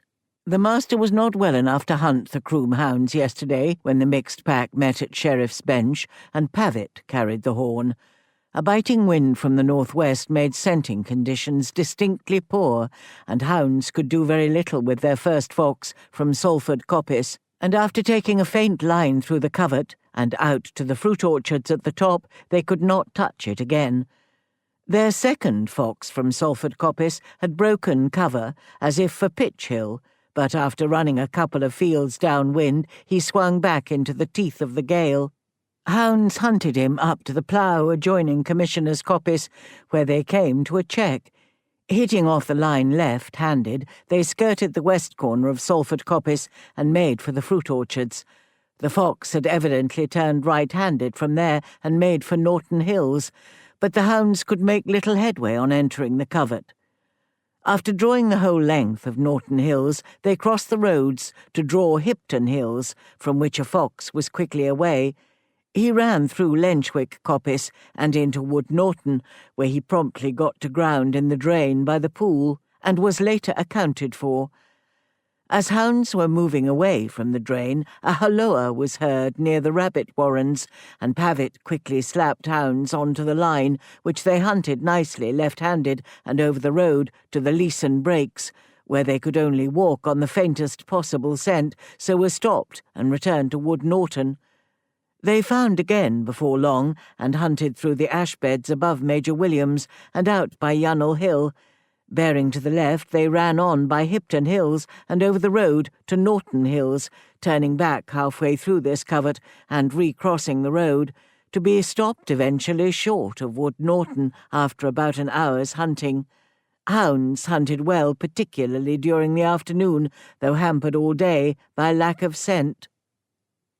It's hard to imagine picking up your local newspaper today and finding column after column devoted to the chasing of a fox across miles of countryside, and certainly not in the approving tones that characterize this typical report of the Croom hunt. But as I settled into life at the court, hunting, and the regular reporting of it, came to be a dominant feature of my life.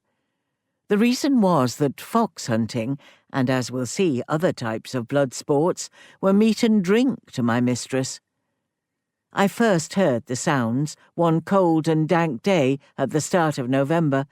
It was the early hours of the morning, no later than 5 a.m., and a good 2 hours before I should have been gently awoken with a cup of tea and a waiting bath, and outside my window it was still pitch black.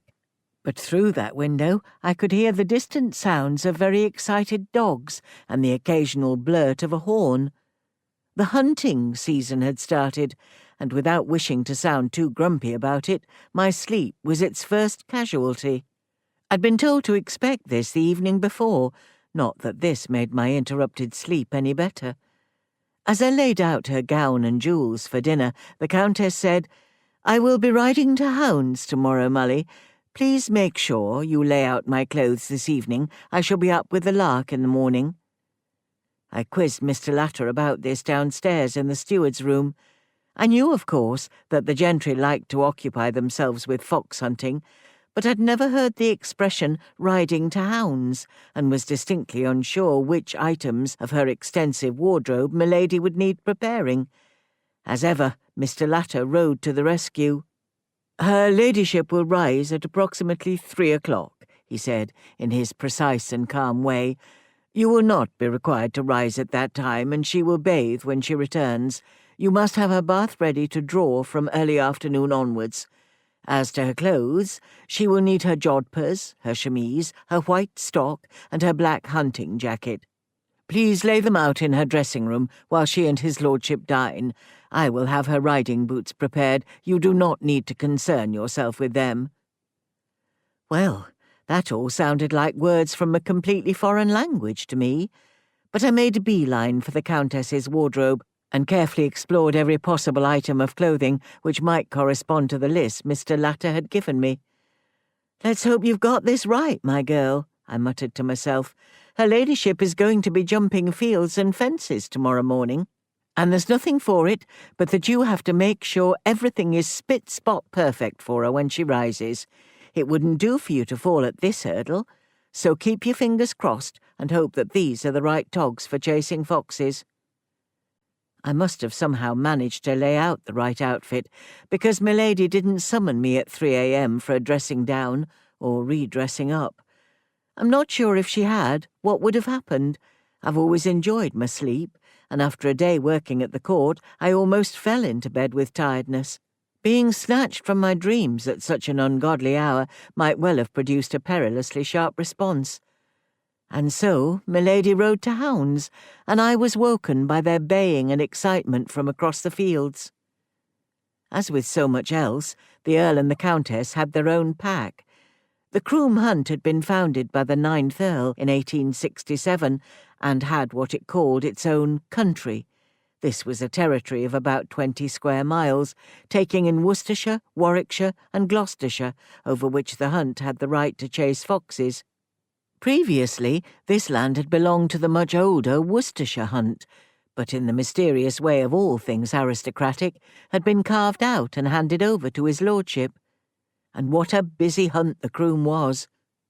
The hunting season began on the first Saturday in November and continued to the following April.